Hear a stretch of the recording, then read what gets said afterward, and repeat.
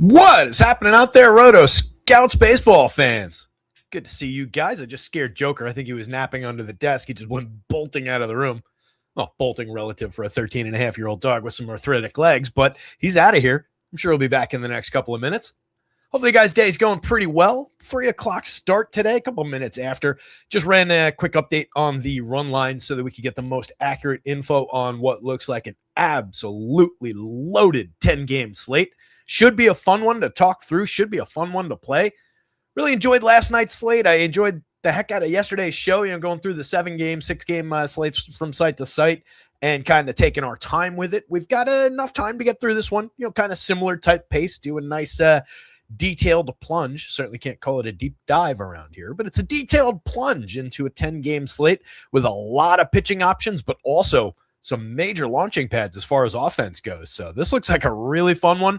I was talking with our pal Cubs, XX Cubs fan in Discord a little bit, and we agree. It's one, at least on FanDuel, where things are just coming together a little bit too easily today. Hate those.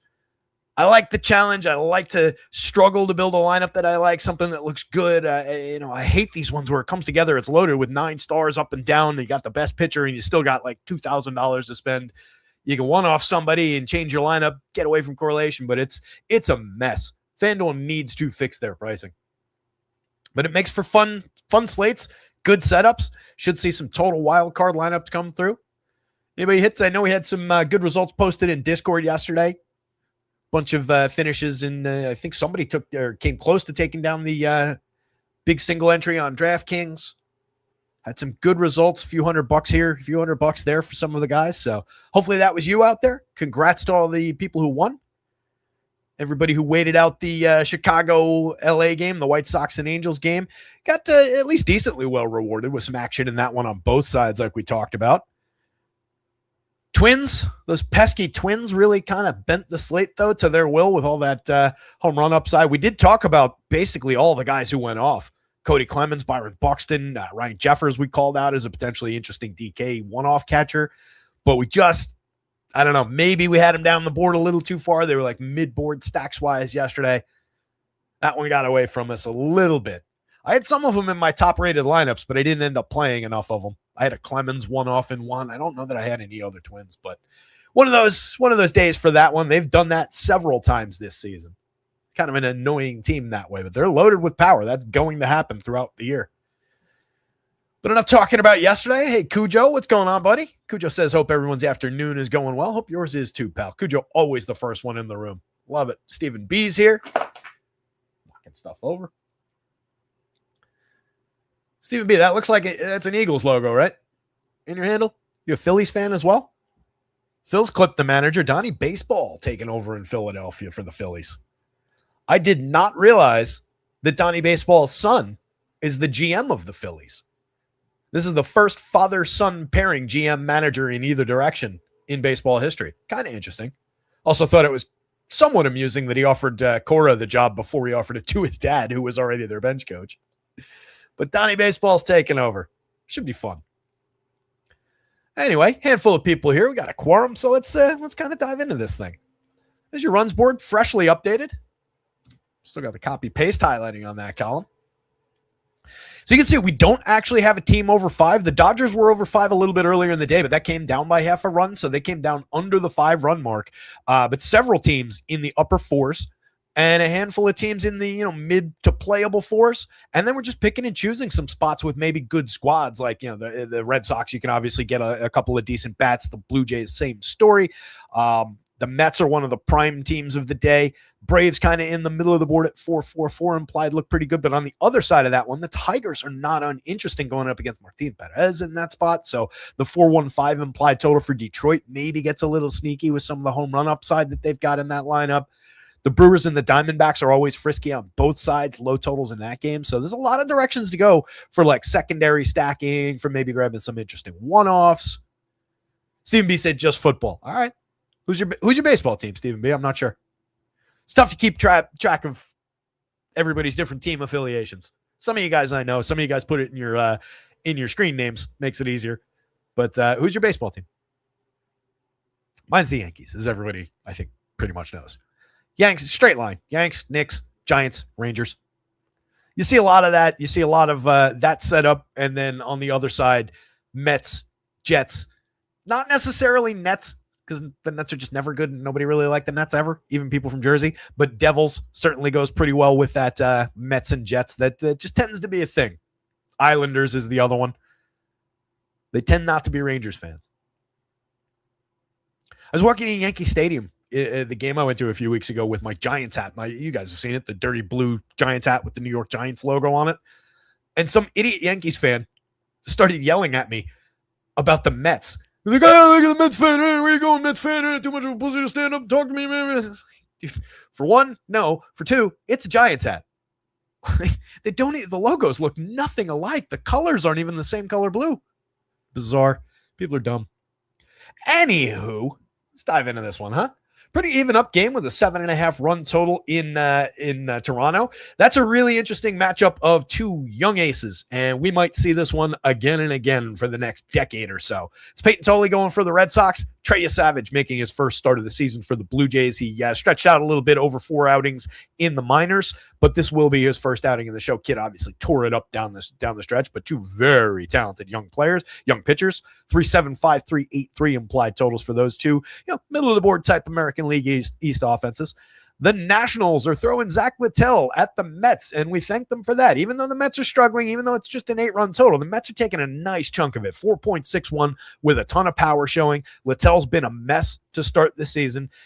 On his best day, he's mostly a league average type starter. So we're leaning into this Mets thing. It might come back to bite us. As I said to Cubs, at least two of the leading stacks of the day, the Mets and the Royals, at least those are two franchises that we know have never, ever burnt anybody. Clay Holmes on the bump for the Mets. We definitely like Clay. Very good at suppressing power. You'll see that only James Wood looks even remotely good in the home run model against Clay. He's been working deep into ball games. The one thing you don't really get from Clay is the strikeout upside.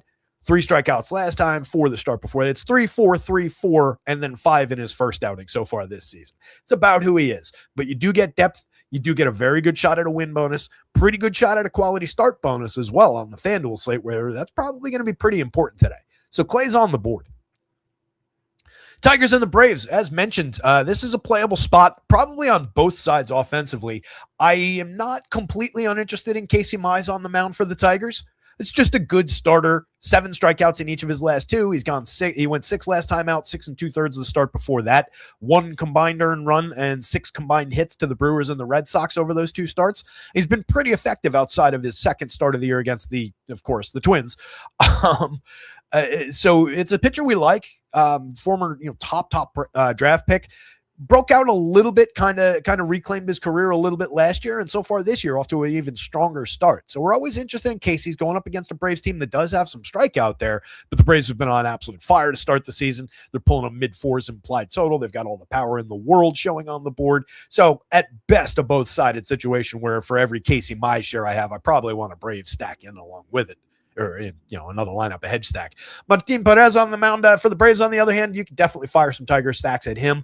Some of the righty bats, but then also your Riley Greens of the world. We're not worrying about Martin Perez as far as the lefty thing. So fire away with Tigers bats, and they might, as mentioned, get a little bit sneaky. They're if you look at the board outside of the more straightforward, obvious spots, everybody else is into the 3s. Outside of the Tigers, just kind of lurking there. I feel like the crowd might sleep on that spot a little bit. D-backs and Brewers, it's who is it? Merrill Kelly on the mound for the Diamondbacks. Chad Patrick going for the Brewers. Capable pitchers both, but also gettable pitchers. Merrill Kelly, last time out, 4 1/3 against the White Sox, 8 earned runs, 3 home runs, 5 strikeouts, 3 walks. He's better than that, but that's a targetable spot on either side as far as the bats go. Probably a little 4 cornersy, though. I don't mind starting either pitcher against either of those teams. Both teams suffering a little bit from short lineup syndrome. Both teams are very, very good at sequencing, but maybe lack the masher power upside, especially when you're the Brewers. They do lack those big thumper bats outside of a couple spots. The Mariners and the Twins. We're going back to the well with pitching against the Twins. It's Logan Gilbert. Can they destroy another ace? We'll see. Gilbert, a little bit up and down to start the season. Handful of runs in a lot of his games, but pretty good for strikeouts. He's got 3 7 strikeout games on deck already. Completed the 6th twice, went 7 once, and pitched into the 6 in 3 of his 6 starts, or 3 other of his 6 starts. I should have said it as only failed to pitch into the 6th once. That was his last outing. Gave up 3 earned runs over 4 to the Athletics. Struck out 3, walked 2, just wasn't right in that one. But definitely a guy we can go to. Hoping for less offense from the Twins, 3.67 implied total. Joe Ryan on the bump, pushing a little bit of power upside. You'll see the Mariners in the home run model do look a little bit appealing, but Joe Ryan's just one of those aces that here and there, the home runs can get out against him, but typically you're not going to do a ton of damage to him with him. That wasn't necessarily the case the last time out. He gave up 2 long balls, 4 earned runs, and 7 total runs on 7 hits over 5 against the Mets. Struck out 5, walked 2. That was his low point, I would say, of the season, given the 2 home runs. He's only allowed 3 on the season. It's not a problem, but it is, targetable maybe with a one-off Cal Raleigh, somebody like that, Julio. But definitely a spot where we can get some Joe Ryan on the mound and chase some strikeout upside that comes with that Mariners lineup. Angels and the White Sox, not looking as fireworky as it was last night. Jose Soriano on the mound. He's been the best pitcher in baseball to start the season, which is wild. We love him. We talked about him on opening day, saying that we love him going into this year, and we were all over him from the get-go. But he's definitely been pitching a little bit over his head. I think that's very fair to say. The guy's allowed 1 earned run in 6 starts this season. He's good. He's not that good. So it's not the come back to the field spot, though, against the White Sox. 3.61 implied total for Chicago. They're obviously loaded with some weapons this year. There is definitely a much more interesting future ahead for the White Sox, but I don't love their bats going against Soriano because even on an average day, he's just excellent at keeping the ball in the yard, and he's got filthy stuff. So it's not the right spot to grab White Sox, but they could bend his day a little bit at the absurdly high pricing that he's at. And then we have Davis Martin on the mound. He's had a very competent start to his season. I almost picked him up this week, but I didn't love this spot against the Angels, and it would have been sacrificing somebody that I liked a little bit more. Somebody else picked him up with a massive bid that I probably wouldn't have matched anyway in the Dynasty League, but 6 1/3 last time out, 1 earned run on 6 hits, struck out 7.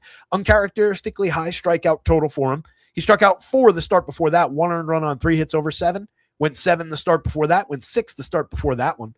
Struck out 6 twice, 7 once this year. We've seen an uptick across the board for Davis Martin, and he's not uninteresting against the Angels team that, despite all their power, despite all the upside that lineup can bring on any given slate, that is a team that can definitely feed you the strikeout as well. So maybe he comes away with another 6-7 strikeout day, gives you 6+ innings, and looks pretty competent DFS-wise. Not the ace of the day, certainly, but not priced like it either. Yankees, marked down somewhat today. It was a struggle to get him down the board stacks-wise, a little bit.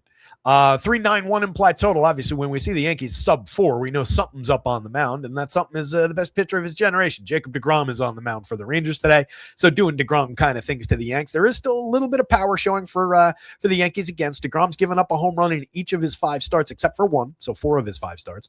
But the strikeouts are back for deGrom. He is looking pretty sharp. 3.67 implied total for his Rangers. They're going to be facing Cam Schlittler, who's just been absolutely outstanding to start the season. So definitely a pitching duel there.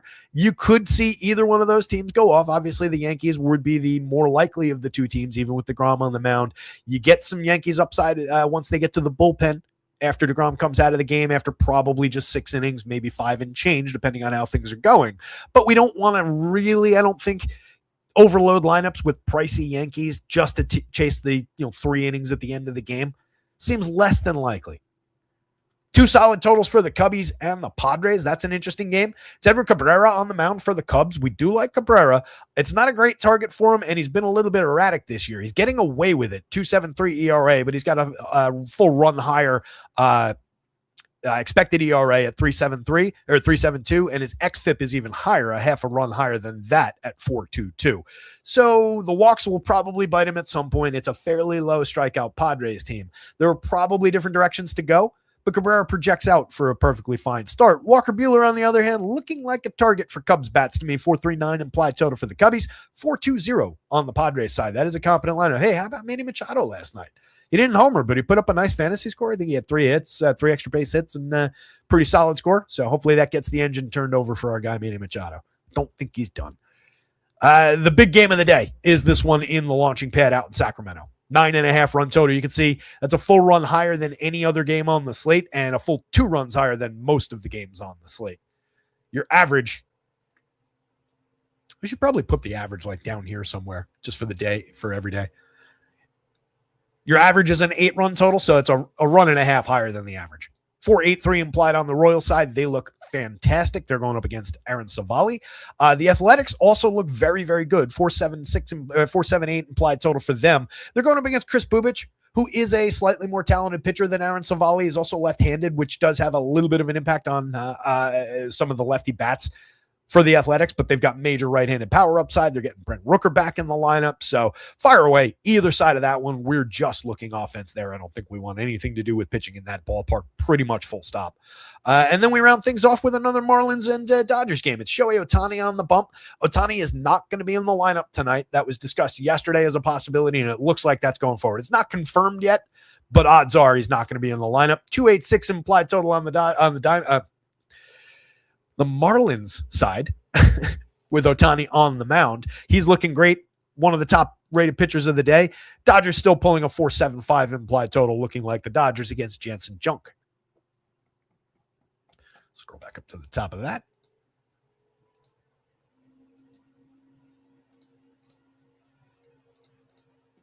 There's Mr. Ohtani. DraftKings did you some favors on the pricing. You can see some distinct price differences from site to site with these three guys.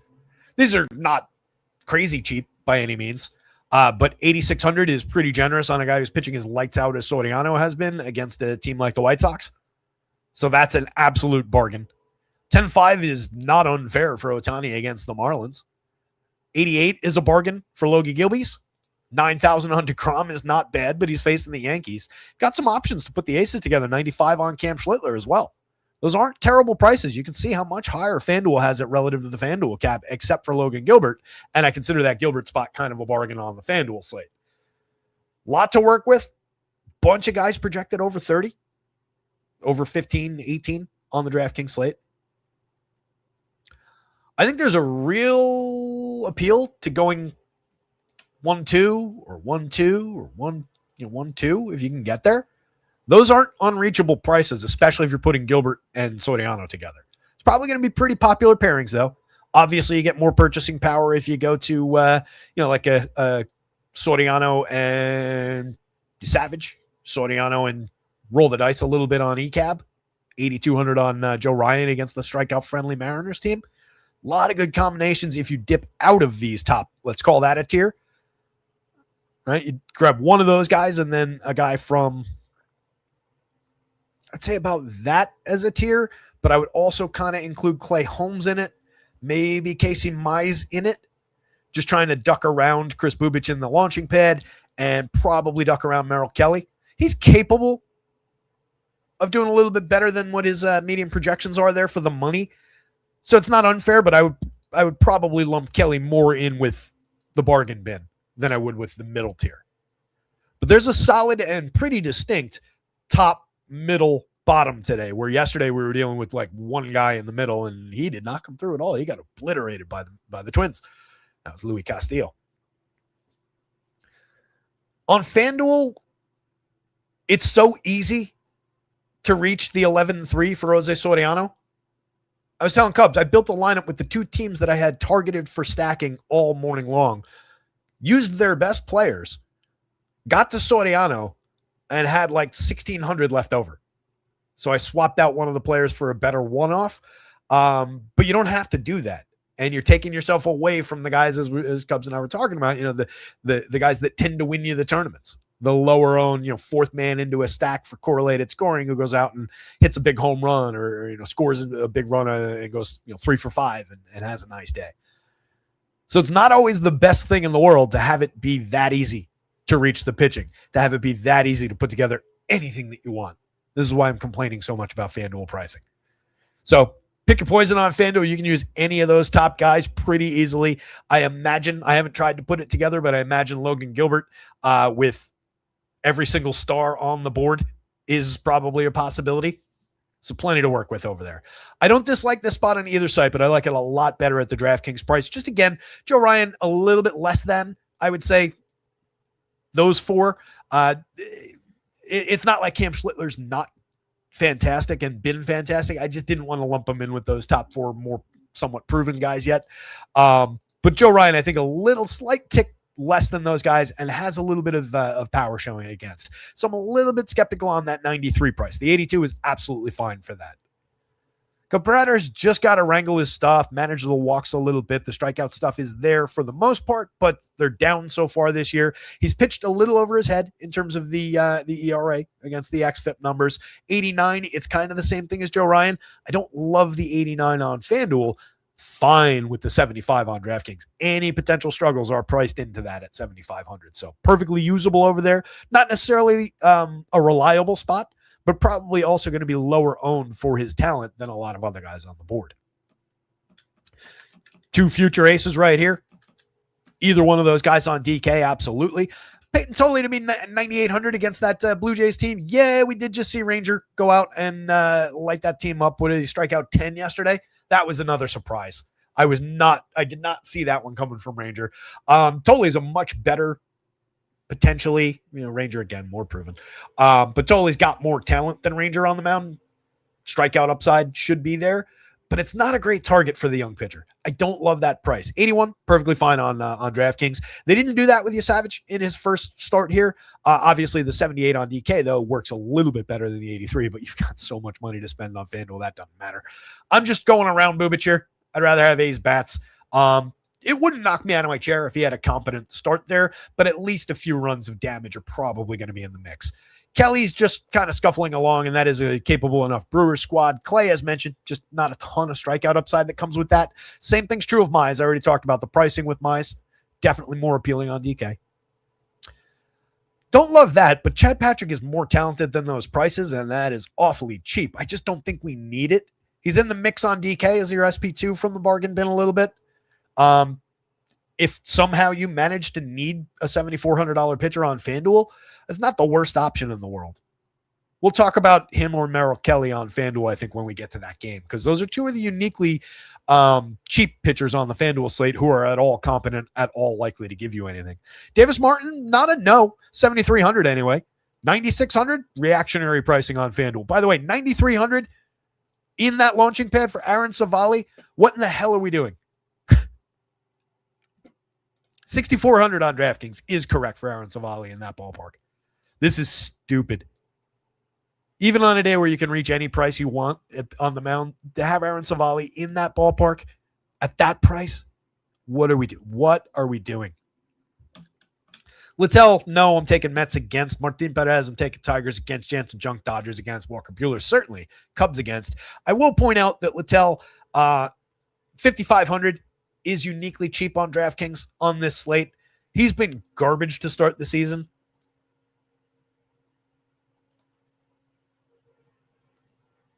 Yeah. We'll talk about it more when we get there. But he's definitely better than that. He was okay. He was a league average-ish kind of a pitcher with bad stuff last year, but gave up too much power, too many home runs. But I mean, this is a better pitcher, obviously, than this guy. So for that cheap, if you're desperate on DraftKings to save down to 55, it's a major dart throw at a team that I'm stacking. I don't like it, but maybe it becomes slightly price playable over there if you're absolutely desperate. Tall Tale, what's going on? Okay. Stephen B's kind of a free agent in baseball and basketball. He likes the players. Doesn't have a specific team. I get that, especially this day and age. Fantasy and whatnot. It's very easy to just enjoy players across different teams. I'd probably be more that way had I not grown up, directly in the New York area for one. But, uncles and relatives and mom, dad, everybody's New York fans and everything. So it's just kind of in the DNA. Talk called in. I thought you had work today. That's right. Good stuff. All right, let's get into this game by game, huh? So again, this one just absolutely enamored with the two young starters in this spot. You could get a lot of upside. Savage making his first start of the season, Did get a few warm-up starts in AAA. Last year in 14 innings, 3 starts down the stretch, had a 25.8% strikeout with a 15.5% swinging strike rate in the show. He was dynamite in the minors. He was dynamite through the postseason. So, I mean, that is a very, very talented young pitcher. 78 on DK works, 83 on FanDuel works. Going up against a Red Sox team that has been largely scuffling to start the season, that can feed him some strikeout upside. 23.4% this year, 23.7 last year for the same collection of hitters. Definitely upside for you, Savage. My one question would be, how many innings are we going to get? If all goes great, if all goes completely to plan, he didn't complete 5 innings in any of the 4 outings in the minors. I would suspect that they've brought him up now because they consider him stretched out. He went 4 1/3 in the 3rd out of 4 starts. Gave up a few earned runs in each of them, but his strikeout stuff was there. A little erratic with some walks, mostly in the last outing. 2 1/3 in that when he faced 14 hitters, walked 4 of them, struck out 2, allowed 2 hits, 2 earned runs, 2 unearned runs against Cleveland's affiliate. Cleveland, by the way, calling up Travis Bazzana. Interesting pickup in dynasty leagues and season-long leagues if you need an infielder. More a hit tool-oriented type guy, but interesting player. Very, very skilled at getting on base. He should start leading off, in my opinion, for that Guardians team. Slide Stephen Kwan down the lineup. But anyway, that team is not even on this slate. Peyton Toley on the other side of this, his second start of the season. In the first one, he faced my Yankees. He went 6. He struck out 11. Yankees will do that to you every now and again. But he's also dynamite in terms of the strikeout upside, the potential. Last season, he made 3 starts as well, 16 1/3. He had a 25.7% strikeout rate. That is 1/10 of a point below where Savage was. He walked slightly fewer hitters, and he had a 14.8% swinging strike rate to Savage's 15.5. Again, these guys are potentially elite starters when it comes to strikeouts, but it's very, very early. The Blue Jays are competent. The Blue Jays are decent at limiting strikeouts. They've got this configuration of the lineup as the projected. Let me see if we got the confirmed yet. That's just the setup against lefties that they've been going with. I don't love the Miles Straw, Ernie Clement at the top of it. Ernie Clement, I think a lot more of just as a utility guy, but I prefer to get him 7, 8, 9. Yeah, neither. Oh, no. Blue Jays is confirmed, and that's what we got. So they're going with this approach again, loading up the righties at the top of the lineup against the young lefty. It's fine. Clement and Straw are both very low strikeout guys. Not necessarily single digits like they are to start the season, but you can see 16.7 and 10.4 last year. Ernie Clement 2 years ago, 9.1. Both those guys just hit tool-focused players, limit strikeouts, put the ball in play. Neither guy makes very good contact, though. Limited for barrels, limited for hard hits. Ernie Clement is wildly miscast as a 2-hitter in the modern game. Vladdy should be hitting 2nd. Clement 3 ahead of Okamoto and so on. But is what it is. It is a capable enough lineup. If we're stacking Blue Jays, that would be my preference, taking the Blue Jays, some of those big righties against the lefty, rather than feeding in. Although, I mean, we do have one of our favorites in Willier on the other side. So it's a little more back and forth than that, actually. I didn't mean to lean too heavy into the Blue Jays as I was saying that. How do I have them ranked on the stacked board? I think the Blue Jays are ahead of the Red Sox. Neither one was highly ranked, though. Nope, Red Sox are ahead of the Blue Jays on the stacked board. How about that? Sometimes I don't remember exactly how I set up all these crazy variables. Here's the stacks board for free. So while the Red Sox are ahead, they're 15th on FanDuel, 14th on DK, and 16th by home runs, while the Blue Jays 17, 16, 14, 18, 14, and 14th by home run. 14th highest total in Vegas for the Blue Jays, 16th highest total in Vegas for the Red Sox. So both teams kind of a little bit more limited for offense today. Jarren Duran would be a priority if he's in the leadoff spot at 44.29 if we're stacking this team up, despite the slow start, despite the 38 WRC plus, the atrocious 280 xWOBA under his even uglier actual number. He's been barreling the ball consistent with his prior performance. He's striking out slightly more, but not egregiously so, walking a little less. As we looked at yesterday, just really struggling with batting average on balls in play right now. Wilson Contreras is cheap at 41, 32 on FanDuel, meh. 6 home runs on the board in 120 plate appearances, making fantastic contact. Absolutely a priority if you're going to the Red Sox. And then the 2 big lefties right here, Roman Anthony and Willie Abreu, would definitely be priorities in any Red Sox stack. They're both fairly priced, $49.42 on DK, $28,300. Nothing wrong with that on FanDuel.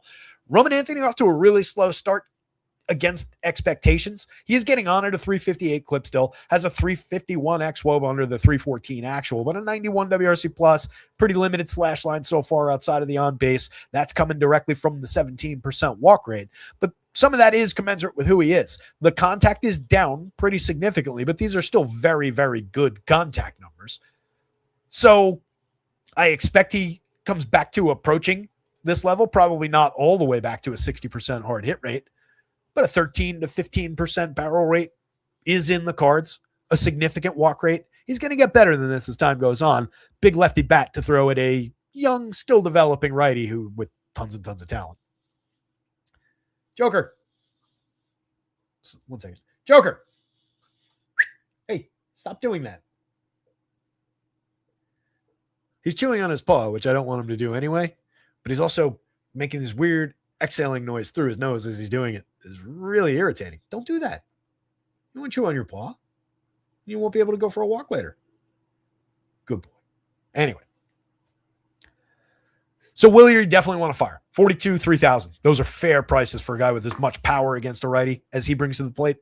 12.5% barrel rate, 4 home runs. Off to a great start. 306, 364, 491. Love Willie. Trevor Story, pretty bad start to his season after a very good year last year. We're just looking for the barrels to bounce back. He's at 3.8 right now. He's 9.8% the year, last year, 9.7 2 years back, 3 years back, whatever it is. It's a very, very good option if you're going to the Red Sox. He's not the reason to go to the Red Sox, though. And then you get some mix and match pieces with talent. Marcelo Mayer, not bad for the money at 27, 25 on FanDuel is a fair price. He's got some talent. Home run and 2 stolen bases on the board. Just an 88 WRC plus, but a few good batted ball events over here. Definitely somebody you can mix into any given Red Sox stack, but not a player we're hunting for or not on the board really as a one-off or anything like that. Cedric Rafaela, good for counting stats, wildly inconsistent. 3,027 is the right price to pay. More just another outfielder than a standout. Second base is probably still where I end up putting him most of the time on FanDuel to keep those outfield spots free. Carlos Narvaez and Caleb Durbin. Durbin's been awful. Narvaez is just a mix and matchy kind of a catcher. So again, these two are just hit tool and correlated scoring. I would probably take one or the other if I'm stacking Blue Jays. Not a priority day for Blue Jays bats either, though. Vladdy stands out with the 10.71. You can always one-off Vladdy. 13.6% barrel, nearly a 50% hard hit, slashing 330, 415, 447. The home runs were down last year. They're down a little bit. The pace of them is down a little bit again this year with only 2 on the board and 118 chances. Just a 117 ISO. We know that there's power in there. He's just gotta get it going again. So I'm not exactly sure what the issue is as far as the power output, but everything about what achieves the power is completely intact. I haven't looked at the, if he's going the other way a little bit too much rather than pulling the ball. I suspect that's what it is, but I haven't given a great look. Kaz Akamoto's off to a very good start in terms of his batted ball events. 222, 306, 394 kind of masks it, but 5 home runs on the board. The power's real. He's got a 331 xWOB under the 315 actual.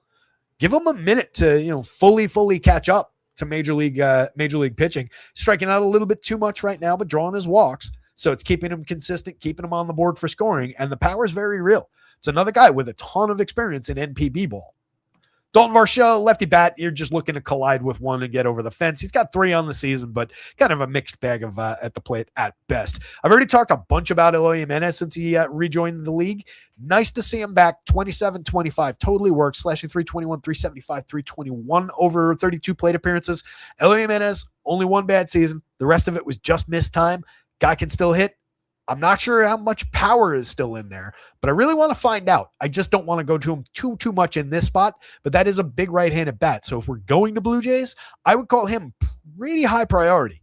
It's probably Vladdy, Kaz, Eloy Jimenez, one of these guys for correlated scoring, and then whoever down the rest of the way. Probably Davis Schneider for a little bit of righty upside against Peyton Tolley. Cheap, 2,400. This guy has always made very good contact. Mid-teens barrel rates each of the last 3 seasons in mixed sample sizes. 55 pretty bad plate appearances so far this year. Has a home run on the board, but just a 70 WRC plus and a concerning 300 WOBA, ex-WOBA under a 275 actual. But we know he's better than that. And again, we're just looking for that one barrel. That one barrel that gives us 30-something fantasy points in a 3-run home run. Tyler Heineman, mix and matchy. Andres Jimenez, mix and matchy through the infield. Off to a good start, though. 100 plate appearances, 287, 313, 468. Creating runs 13% better than average. There's your problem. The 270 ex-WOBA under the 340 actual. Maybe he carries it. Maybe he defies expectations through the whole season. Would be a pretty good season if he does. 3 home runs and 4 stolen bases on the board. Once upon a time, a little bit of prospect pedigree.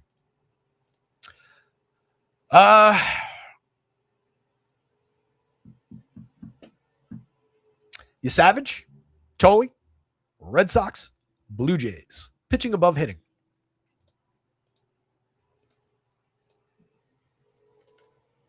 Andy, what's going on, buddy? Good afternoon. Cubs is leaving work. Tall Tale's going to work. Enjoy, bud. Hope it's a good day.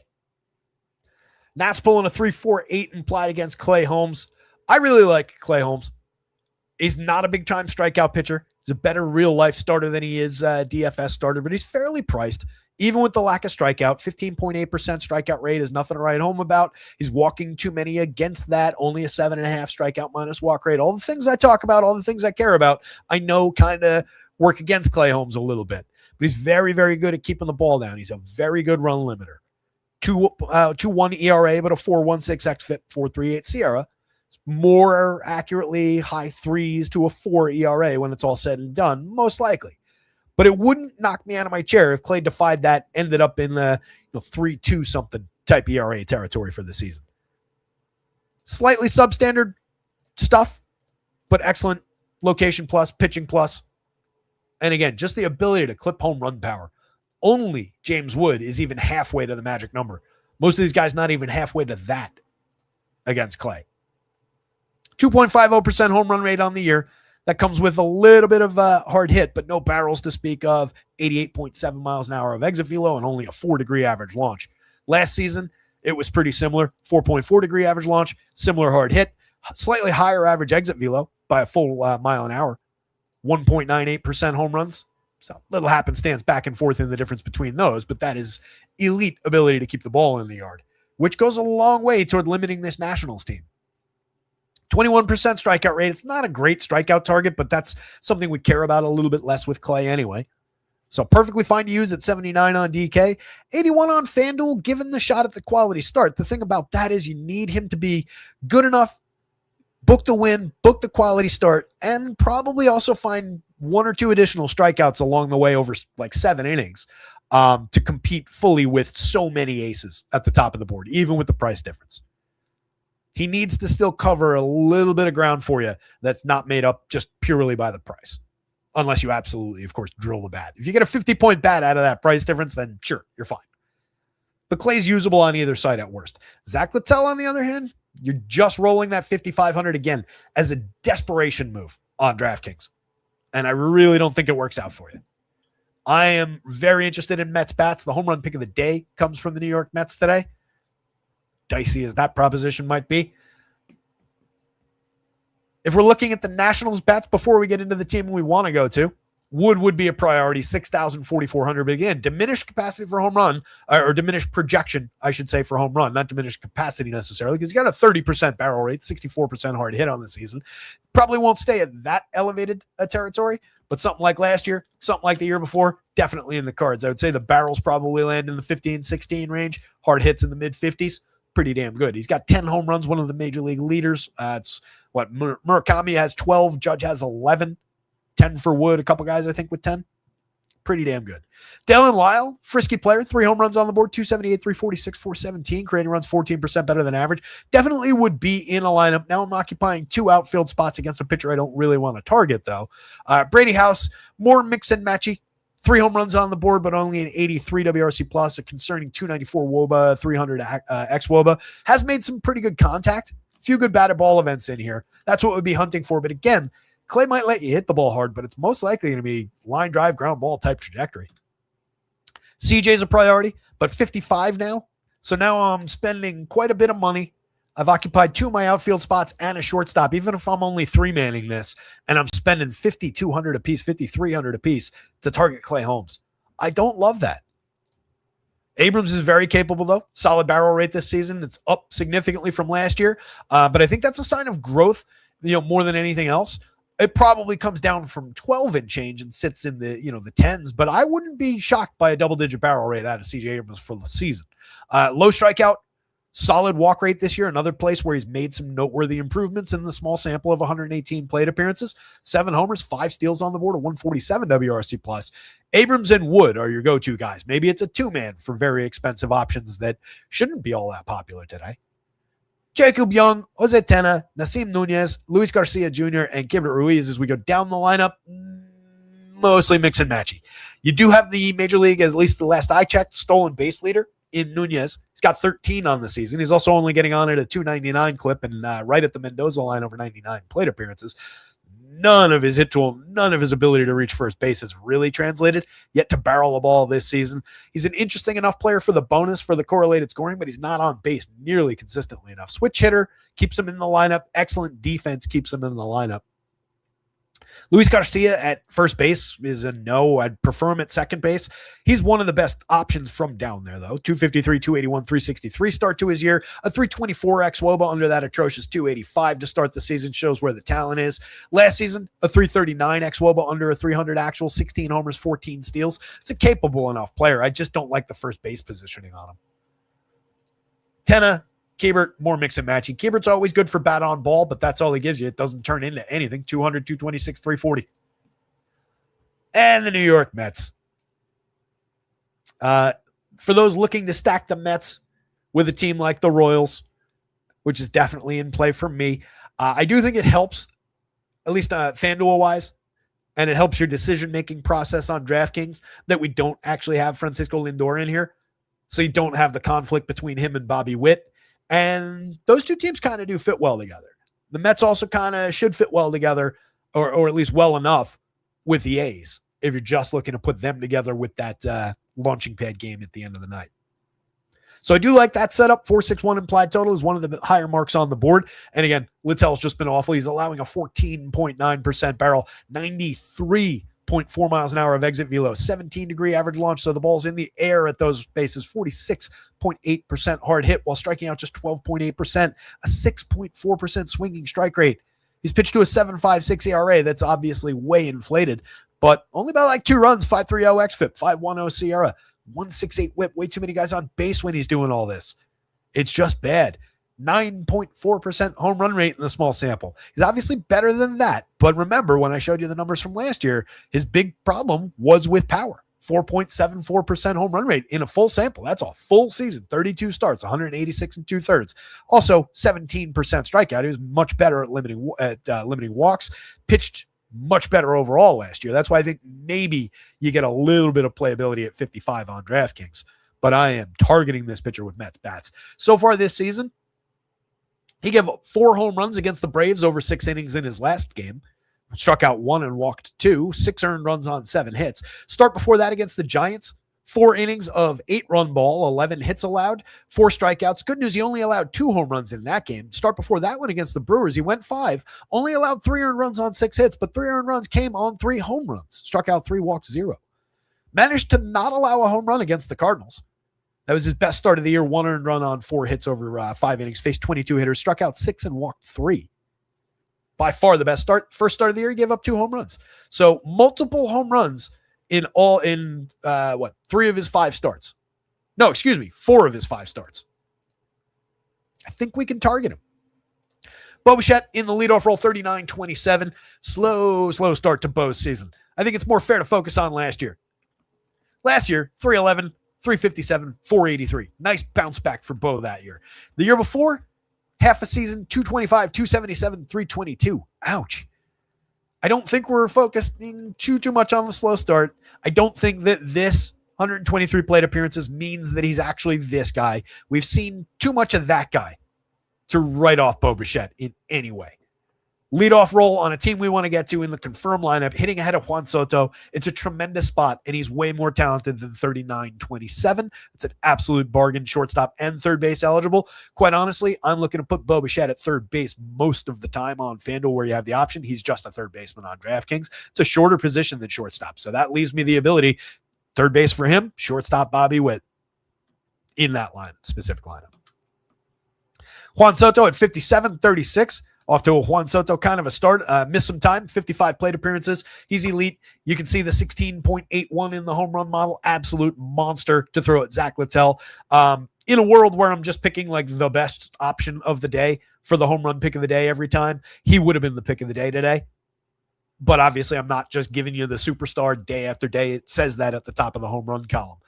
The home run picks, for those who are not familiar, I'm always looking to give you the best guy from some of the teams, a guy who rates out very well, but is going to be lower on lower cost, maybe off the radar a little bit from some of the other spots. I give you a nice mix. That's what I did with today's pick. It comes from these Mets, but it's not Juan Soto and it's not Francisco Alvarez, who only cost $3,400 where you have to play catchers, which is insane. 15% barrel on the season in a small sample, but last year, 12.1, 54.3. A couple years back, 12.5 and 44.3. The kid can mash. He's got 4 home runs in 89 plate appearances, 369 xWOB under his 339 actual. He's drawn more walks, striking out less so far this season. 11.27 in the home run model. Again, extreme bargain hitting third in this lineup on your DraftKings slate. 27 on FanDuel. You can play him like he's a first baseman. Multiple players on eligible at first from the Mets, but nobody that's an absolute priority. So might as well use him there. MJ, 2,500, 27 on FanDuel. 24 decent plate appearances, barreling the hell out of the ball at 27.3%, 72.7% hard hit over what's probably 8 batted ball events, but tons of upside. This is a guy who's always hit the ball pretty squarely. 8% barrels, mid-40s hard hit rates each of the last 2 seasons in mixed sample sizes. 11.4, nearly a 50% hard hit back in 2023. Hasn't amounted to much. It was a 65 plate appearance sample that was completely empty last year. 451 opportunities the year before. He hit 17 home runs, had a 194 ISO, but kind of a mixed bag as a run creator, 15 points below league average. Full season of 602 plate appearances, hit 16 home runs back in 23 with those pretty decent barrel and hard hit rates. So that is a lefty bat that we can fire with Zach Littell at a very cheap price. I think the price keeps him a little popular. Spot in the lineup definitely keeps him a little popular, but probably not as much as he ought to be, given Littell's home run problems and his propensity to put good wood on the ball. 8.35 in the home run model. Mark Vientos. A lot of people might have been thinking I was picking Mark Vientos again from the long ball, but I didn't. 9.99, just under the magic number. He's got 2 on the season and 75 opportunities. Cheap at first base on DraftKings at 3. First and third, I'd probably put him at third if I'm not playing Bo Bichette there. First is fine for him at 2,600 on FanDuel as well. Monster power upside, excellent source of premium contact over the last few seasons. Right now, mired at a 3.7% barrel rate. I do think that climbs pretty dramatically as the year goes on. He's too good for it not to, but he was also not the home run pick. Nor was Marcus Semien, Carson Benji, or Ronnie Mauricio, who are all mix and match kind of pieces. We'll talk about Mauricio in just a second. But the home run pick of the day, Mr. Brett Baty. I went with the hopefully sneaky lefty. 8.6% barrel, but a substandard 39.7% hard hit over his 88 plate appearances so far this season. Slashing just 220, 250, 329. Just a 255 WOBA, 276 xWOBA. Problematic there. Part of the culprit on that is the 4.5% walk rate. He's also striking out nearly 30% of the time to start his season, but he's better than that. In a more complete sample last year, had a 12.8% barrel, 46.7% hard hit. That was over 432 opportunities. He slashed 254, 313, 435, which is entirely competent. 324 WOBA, slightly above average. 334 xWOBA, a little bit more above average. Creator runs 11% better than average, and most importantly for this exercise, 18 home runs. That's not a bad total for 432 chances. Also swipe date bases to pad some fantasy scoring. I like Brett Baty. I think he finds it, given a longer opportunity here. Slots in your outfield on DraftKings. 4-position player for 26 on FanDuel. Again, we're just kind of hunting for a bargain in what should be a kind of popular lineup. I think that he'll be less popular than a lot of his teammates. Brett Baty's your home run pick of the day. Semien's lost out there. Carson Benji's been lost out there. Over 85 plate appearances to start his career. At least he's got 2 home runs and 6 stolen bases. He's a mixer at best. If you're building a bunch of Met stacks, have a little bit, but hasn't really looked like the player I think the Mets thought they were getting so far. And then Ronnie Mauricio. Dead min price, third base and shortstop on DraftKings. 2,100, second base, third base, and shortstop on FanDuel. Remember when I said I had a cheap guy that I swapped out because I had 1,600 left over in the Mets and Royals stack that I built? That was the guy I swapped out. I really like Ronnie Mauricio. I think he's got major upside. He is a power hitting infielder in 2023 in 532 plate appearances at AAA as a 22-year-old. So ahead of schedule. Hit 23 home runs, stole 24 bases, / 292, 346, 506, 106 WRC plus. Year before that, as a 21-year-old in AA, 26 homers, 20 stolen bases across 541 chances. Limited on the slash line a little bit by a 296 on base, but he obviously corrected that after the promotion to the more competitive league. 108 WRC plus that season. Low strikeout, medium walk rate, so a lot of really well-struck balls in play. The power is very real with Ronnie Mauricio. We've not seen him put it together at the major league level yet. He had 108 plate appearances that season in 2023, 2 home runs, 7 steals, mediocre slash line, 79 WRC plus with no support for quality from the weighted on base numbers, but he was ahead of schedule. He's 22. Going down the board last season, 184 plate appearances in the show, 6 home runs, 4 steals. Again, limited slash line, 286 xWOBA under, 290 actual, 88 WRC plus. So far this year, he's only made 14 plate appearances. The jury's still out, but in 63 down in AAA now as a 25-year-old, 6 home runs, 5 steals. He's been more blocked than anything else just by the Mets being the Mets and the talent that they have at the major league level. But he's a kid who deserves a shot, and at these prices, deserves to be in stacks today. Don't love that he's hitting 9th given the skill set. That's a player I'd rather have hitting maybe in the Marcus Semien slot or, probably not 6 up, but 7 would probably be the right spot. I'd like him a little bit better because we don't love the wraparound with a player like him. But if he's clearing the deck of some of these guys with an unexpected home run, and if I don't put him back in that lineup that I swapped him out of, he's guaranteed for 2 home runs tonight. Love the upside for the Mets. It's the Mets. They're probably going to disappoint us. Hate saying things like that. Can you guys hear that? Somebody's hammering in the hallway on the outside wall. I'm not going to go chew out some handyman. He's just doing his job, but it's annoying. Anyway, so let's call this Mets, Clay, Nats, but man, no Zach Littell. Well, again, if you're desperate, hold your nose and fire that. But I don't know what you would want to buy that 55 would be appealing.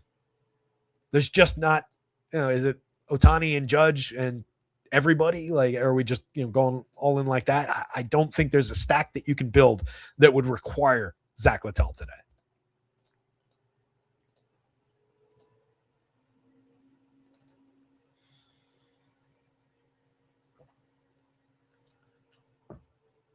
Cubs fan saying today's a Javi Baez day. That's one way to go. He's right there on the board. Let's see if we got these lineups in.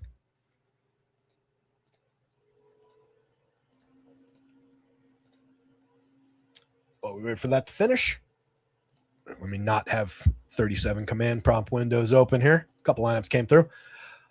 So Casey Mize, entirely playable.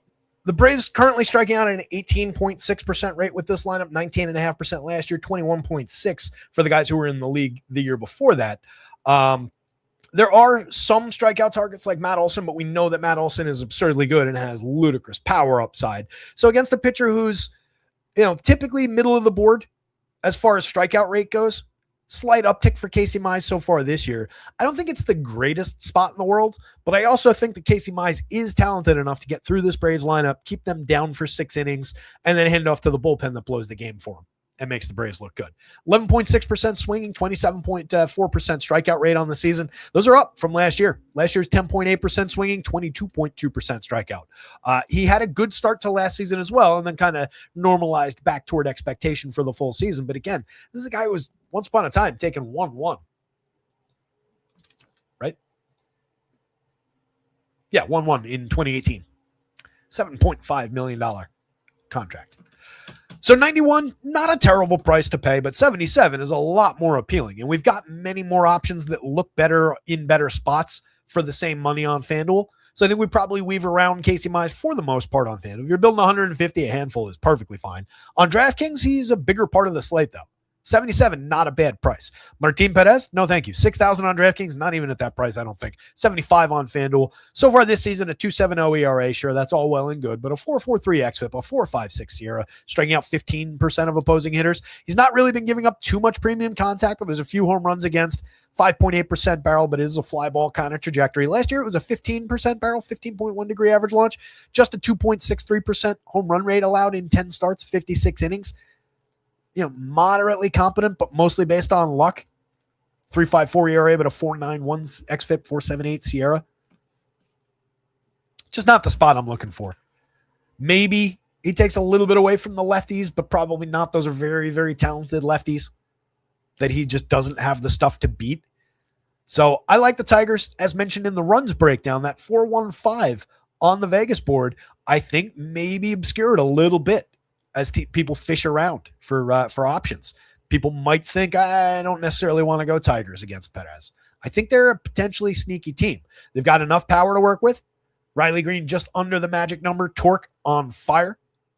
8.39 in the home run model. Could have a little bit more upside than that. McGonigal, not a bad option. He's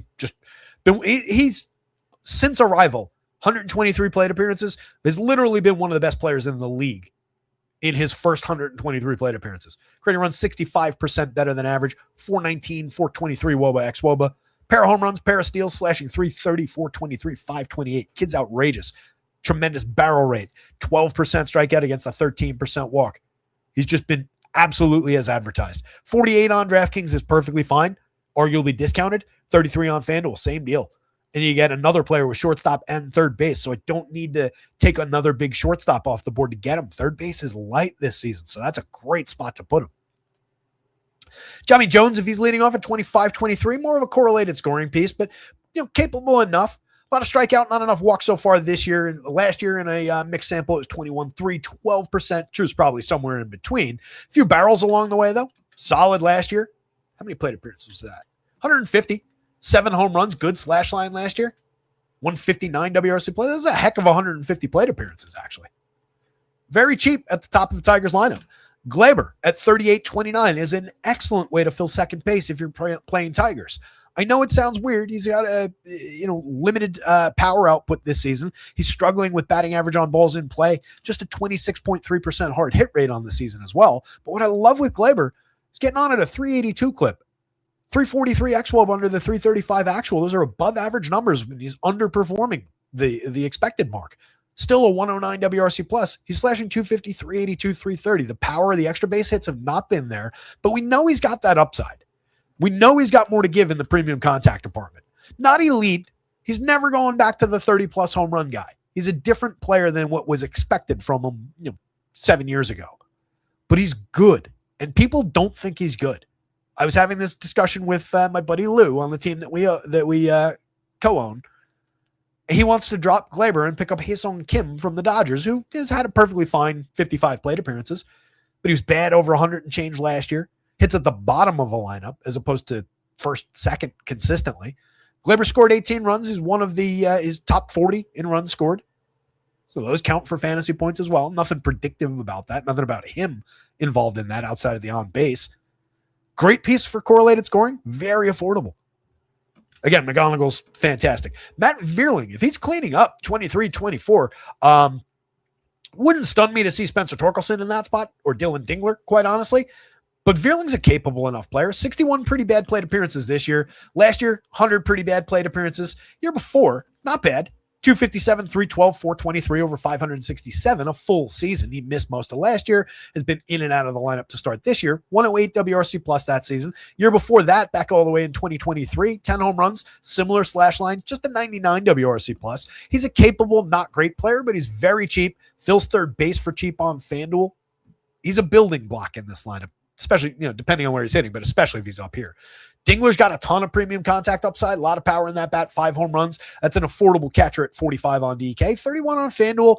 I don't want him instead of Torkelson, but I'll take him, him and Torkelson if I'm building a bunch of Tiger stacks. Riley Green. You just take it. He's their best player. 3 home runs on the board, 301, 400, 466. Excuse me, actually. Kevin McGonigal might be their best player, but Riley Green's right there. Torque, 3,300, 2,800, 5 home runs on the board for the season.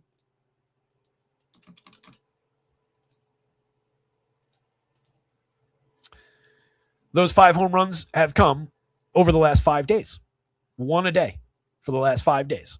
Just wanted to make sure of that before I said it. So he's been on something of a heater, but that's him just kind of finally turning the machine over. 236, 364. He's been getting on base consistently. 15.9% walk rate is the best he's been for walks. He's putting good wood on the ball, though. This is the most important thing. And those numbers spiked above the previous season's numbers. This is a guy who last year hit 31 home runs. Year before, just 10 in 381 chances. Year before that, 31 in 684. It's an every other year kind of a thing with Torkelson, and we're in the bad year, but I think he's getting it together. That's actually not a thing. But he is a very likely source of a premium batted ball event against a bad lefty today.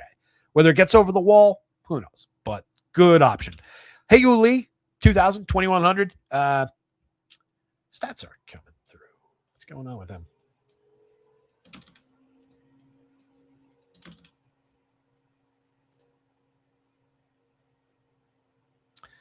Lee on the season, 20 plate appearances, 211, 254, 21.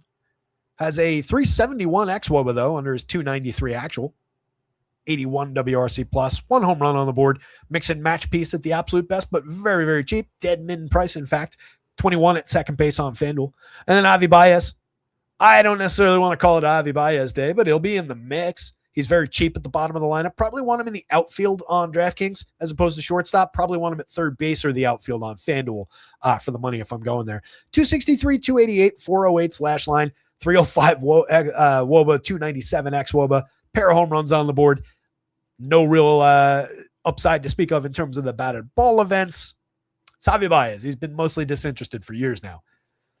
Did have that nice start last year. And then on the Braves side, they're the more appealing of these two offenses. They're also the more obvious. They've been off to a red-hot start, 444 implied total today. 3 guys above the magic number. Another couple guys closing in on it in home run upside against Casey Mize here. Mize not immune to the home run ball. 8.1% barrel, 44% hard hits so far this year. Last year, that was 9.1, 42.5. Exactly at 90 miles an hour of exit velo, 335% home run rate. Again, kind of upper end of the middle, I would say, getting out, starting to get away from him. But if he wrangles it a little bit more this year, that's going to have a big impact on who he is on the mound. These Braves are going to be looking to change that. Ronnie Acuna at 13.18 in the home run model, 3,200, one of the biggest pieces of value on the entire slate. On DraftKings, he's 52 and still well worth it. Even with his struggles, 12.8% barrel rate. Everything's intact. He'll be fine. The numbers will be there at the end of the season. You just keep going back to it, especially when he's discounted. Drake Baldwin at 51.39. Remember when I said that Gleyber Torres' 18 runs scored were among the top 40 in baseball? The Braves catcher has 29 runs scored on the season. 7 home runs, 311, 388, 521, 210 ISO. I was only looking at runs scored to make that Gleyber argument in the conversation with Lou, but it just struck me how much Drake Baldwin has been involved in this offense this year. He's an elite option behind the dish at 5,100, 3,900 on FanDuel where you don't need the position. He's still one of their best bats, so you definitely want to go there. What you don't want to do is take him and sacrifice Matt Olson. Most of the time, you're taking both. You can go one or the other if you build an abundance of Brave stacks, but if I'm only building one, I kind of want them both.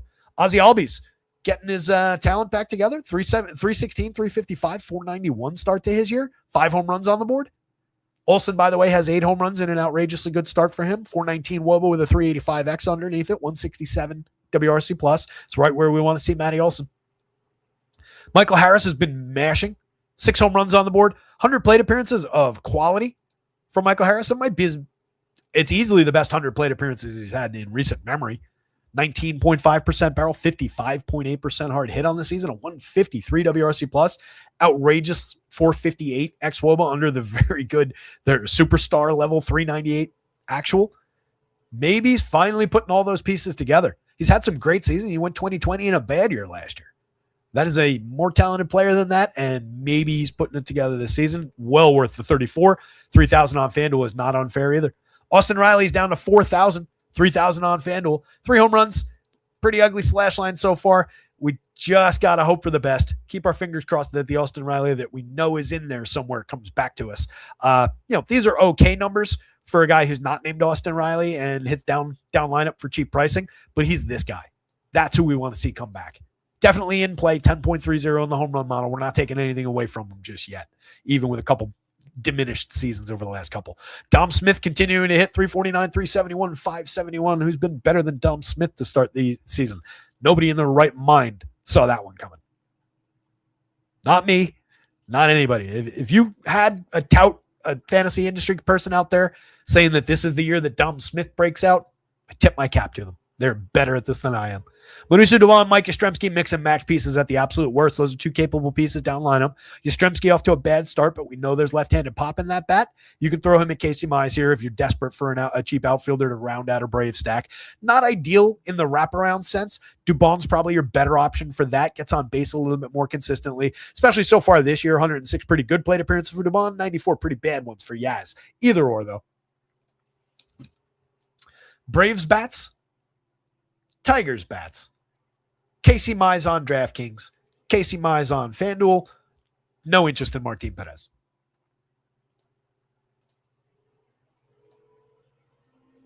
Choco, what's going on, man? Good to see you.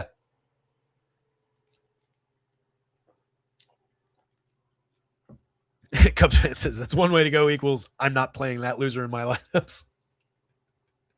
He knows the nomenclature around here. All right, I promised we would discuss this one a little bit when we got to it. This is a light four corners-y kind of a game.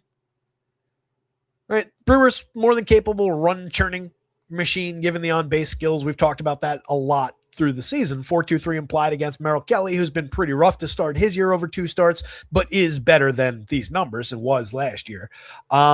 It's a okay spot to roster some Brewers, especially if you get a guy like, Tyler Black in the middle of the lineup here at the dead min price FanDuel, 2,200 on DraftKings. There are guys that can make things work. There are sneakier options, potentially like Garrett Mitchell at 3,500, who's had a monster barrel and hard hit rate to start his season, but not much to show for it. He's getting on base. He's creating runs like crazy, but 1 home run, 5 stolen bases is kind of, the home run anyway, kind of defies that premium contact. So maybe people don't get to him. Maybe they're a little bit more concerned with the near 40% strikeout rate. So there are guys like that. But what this Brewers team lacks right now, especially with Yelich out of the lineup still, is just that big thumper. Gary Sanchez has filled that role a little bit for this team. William Contreras, Jake Bauers can certainly hit home runs against anybody. Bauers has 5 on the season. But they lack that major piece that gives you the 30, 50-point fantasy event. They're a team that you need to consistently sequence and cycle and create runs. The Diamondbacks are similar, and both these teams just kind of struggle with the short lineup syndrome, like I said at the beginning of the show. The Diamondbacks are these 4 guys, and I'm doing Adrian Del Castillo a little bit of a favor by including him in that, and Araldo Perdomo, obviously, when he's in the lineup, but he's not today. Ilomaro Vargas has had the best 82 plate appearances he's ever had this season. 367, 383, 722 with 6 home runs on the board. Even more than the breakout I was just talking about. If anybody told you Ilomaro Vargas was doing this, I would follow them around and find their time machine, because there is no way in hell anybody thought this was going to happen. It's something like 15, 20% now of his career home runs have come in these 82 plate appearances. I was reading the numbers off the other day, and they were absurd. He has done most of his career work in these 82 plate appearances. He is not this good. Leading off, he's an option if you're going to the Diamondbacks. He's 4,000 on FanDuel. Oh, my God. That makes me legitimately angry.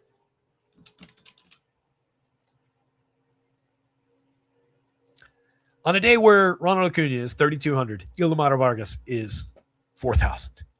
This is a guy who, with this year's 82 plate appearances included, has a 256, 295, 379 career slash line with a career 83 WRC plus. This is over 1,395 plate appearances.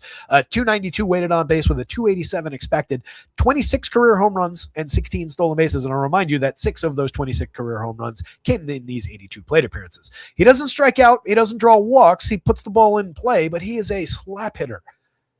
Wild pricing on FanDuel. Continuing. Ketel Marte, that's an even better example. Ketel Marte, his superstar teammate, is 800 less with a shared second base eligibility. DraftKings has it right, continues to get it right. FanDuel is just idiotic pricing right now. This is why it's so easy to build lineups. Yeah, Marte is off to a bad start. Do we really think that he's all of a sudden terrible? 114 bad plate appearances after he's done this the last couple seasons? 28 home runs last season, 36 the year before that. Fantastic slash lines, created runs 45% better than average, had a 390 xWOB under a 381 actual last season. Come on.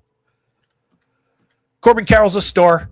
Major source of barrels. Same thing with Marte, by the way. Marte's premium contact is basically where it needs to be. The barrels have been down a little bit, but the hard hits are right where they need to be. He's not striking out. There's nothing going wrong with Ketel Marte. It's just a little bit of misfortune over a small sample.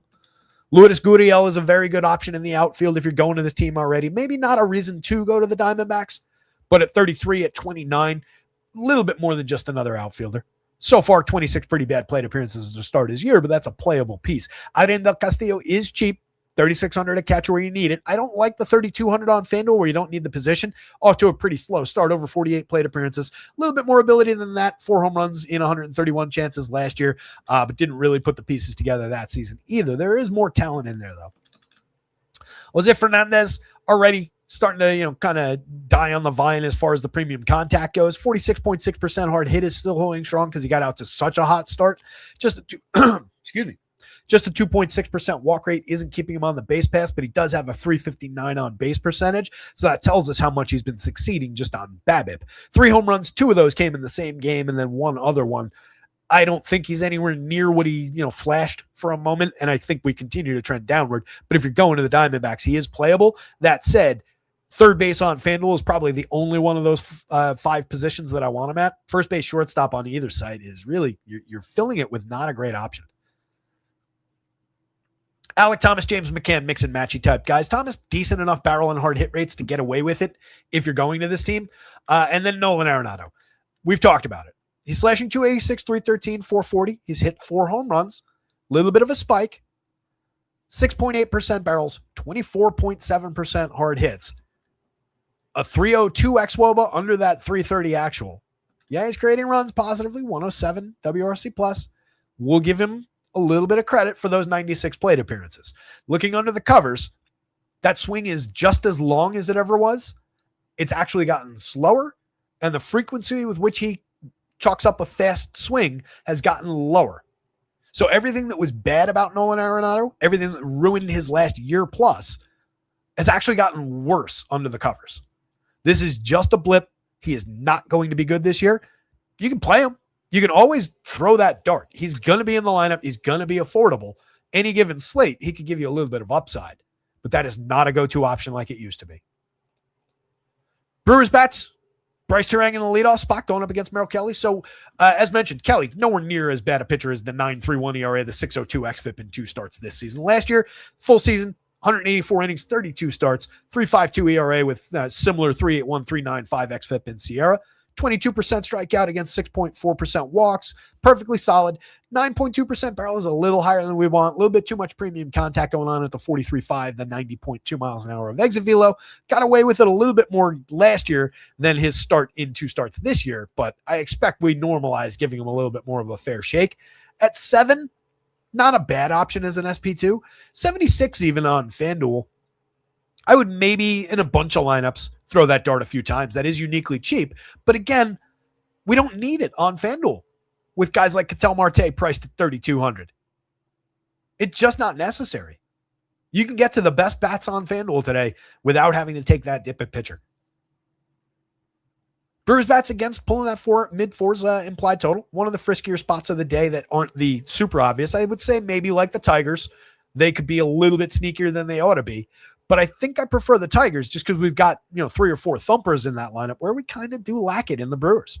But Turang's a priority at second base if you're going this direction. William Contreras has a pair of home runs in a decent start to his season. All these Brewers are capable of getting on base. That's what they do very well. 103 WRC plus for Contreras so far this year. Hasn't really gotten it fully turned over. The hard hits are slightly down from the last couple seasons. So I think he gets it fully engaged. He's not striking out, down to 11.8%. A lot of balls in play, a lot of well-struck balls in play. Jake Bauers, only 3,000, 5 home runs, 3 steals, solid 95 plate appearances. He has been a pretty decent source of home run upside and stolen bases when he's in a lineup.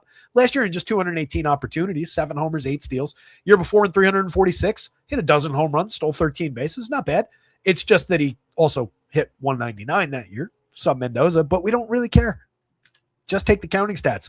Tyler Black hasn't really done much in the show, but he's dead mid priced.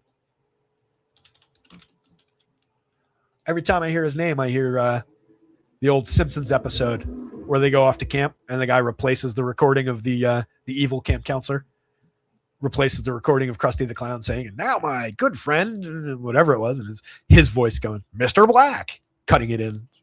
Just plays in my head constantly. Only the people who've seen that episode will have any idea what I just said. 18 home runs, 55 stolen bases in 558 plate appearances in the minors back in 2023. That was mostly at AA. Actually mixed. It was from high A through AAA, 283, 385, 173 plate appearances respectively going up the ladder. So the big chunk of it as a 22-year-old was at AA. 4 home runs, 8 steals, a very solid slash line in the promotion to AAA that season. In AAA ball in 2024, full season of AAA, 462 plate appearances, 14 homers, 20 stolen bases, an adequate slash line of 117 WRC plus. 57 plate appearances that season in the show, no home runs, 3 stolen bases, pretty poor slash line. Last season in the show, 13 plate appearances. Came up pretty empty. So far this season, pretty empty. 307 plate appearances in the minors as a 24-year-old last year. 5 home runs, 22 steals. Slash line was okay. 388 on base is excellent. Great at drawing walks, 16% walk rate and up each of the last couple seasons in the minors. Some strikeouts do come with it, but that is a at least intriguing fantasy option given what the skill set is. He's a blocker at first base for Jake Bauers on DraftKings, multi-position on FanDuel, dead mid price. That is an appealing one-off. That is an appealing guy to go to if you're building with Brewers, and probably under the radar overall because he's just an unknown commodity who hasn't really been good in the show yet. As mentioned, Mitchell, tons of barrels and hard hits to start his season. We'll see where it goes. Has nothing at all to show for it. That's what I think maybe makes him intriguing. The only thing he's been doing is getting on base via the walk and crushing pitches in terms of the batted ball events, but not putting him over the wall, not really driving him for extra base hits given the 147 ISO. 356 WOBA, 341 xWOBA though, creating runs. Last season, 78 pretty poor plate appearances, nothing to write home about, but I do think there's talent there. Very affordable in the outfield on DraftKings.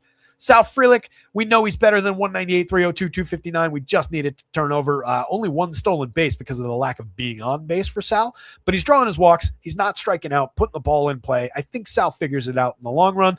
Lockridge, Hamilton, and Joey Ortiz to save time down lineup. You probably only want one of any of them. Everybody on this team, for the most part, steals bases, gets on base consistently. That's what you could expect from one of those guys down lineup. You don't have any real source of power down there. So we're just looking for somebody to get on, correlated scoring, maybe a stolen base bonus, and bring us back to the top of the lineup. And then I kind of skipped over Chad Patrick. In 3 starts this year, he's been pretty bad. Despite the 2.35 ERA, 5.59 xFIP, 5.56 Sierra, 11.7% strikeout rate is pretty ugly. Last season in 118 2/3 over 23 starts, though. 3.56 ERA, 4.0 xFIP on the nose, slightly under 4 Sierra, 25.1% strikeout rate with the same kind of swinging strike rate. I think Chad Patrick puts it back together and figures it out. These Diamondbacks, not an overwhelming target, so playability for him, playability for Kelly. Probably do lean slightly toward bats and hope that they're off the radar for people, though. I think it's Brewers, Diamondbacks, Patrick, Kelly.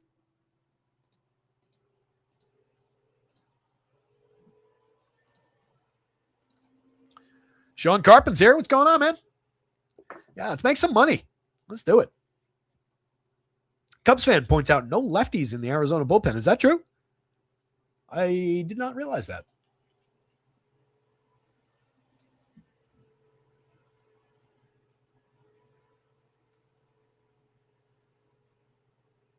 That is confirmed, yeah. Sewell, Murillo, Jonathan Loizaga, Ginkel, Clark, Thompson, Hoffman, Fott. Couple fun names to say. Ginkel, Fott. Yeah, no lefty. I didn't realize that. So, a little bit of a bump to any left-handed hitters, certainly, once they get into the later innings. Mariners at a 3.91 going up against Joe Ryan. Twins coming back 3-6-7 against Logan Gilbert.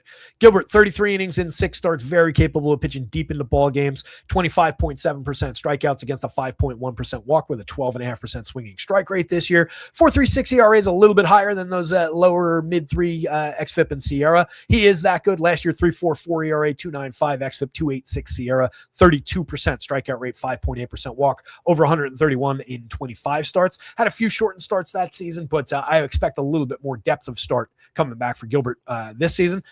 Well above average across all 3 of Stuff Plus, Location Plus, and Pitching Plus. He is excellent. Definitely a good option. There are strikeouts to go find in this Twins lineup, 22.9% for this collection of hitters so far this year. Same guys who were in the show a couple years ago, 25.5, but that's skewed a little bit by Tristan Gray's small sample number there, but that is a big strikeout option. So plenty of K targets. It's just the Twins have exploded a couple times against excellent pitching so far this season. They've been frustrating that way, but I don't think there's anything other than happenstance going on with that. So fire Logan Gilbert, and 82.93 for Joe Ryan. Greatly prefer the DraftKings price, but he's in play on either site. Another very good strikeout pitcher, 25% so far this year with an 11.9% swinging. Last year was 28.2 with a similar swinging strike rate. So I expect he gets it back in the long term as far as putting the total strikeouts on the table, the strikeout rate, and pushing it up a little bit. What's always at play with Joe Ryan, though, more so than a Logan Gilbert or some of the other aces, is the premium contact. 11.2% barrels on a 20.4 degree average launch, just 36% hard hits, 88.2 miles an hour of exit velo so far this year. He's been decent at limiting it, and a 2.27% home run rate. You can see last year it got away from him a little bit more. 11.5% barrel, 41.9, 90.2. All 3 of those are over our alarm thresholds.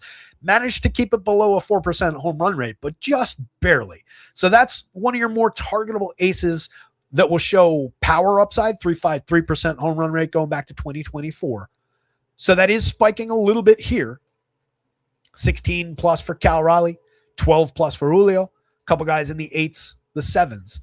But what you do tend to get is like a Garrett Cole, who's always the example I use in these cases. It's probably not going to be a lot of guys on base if that home run gets hit.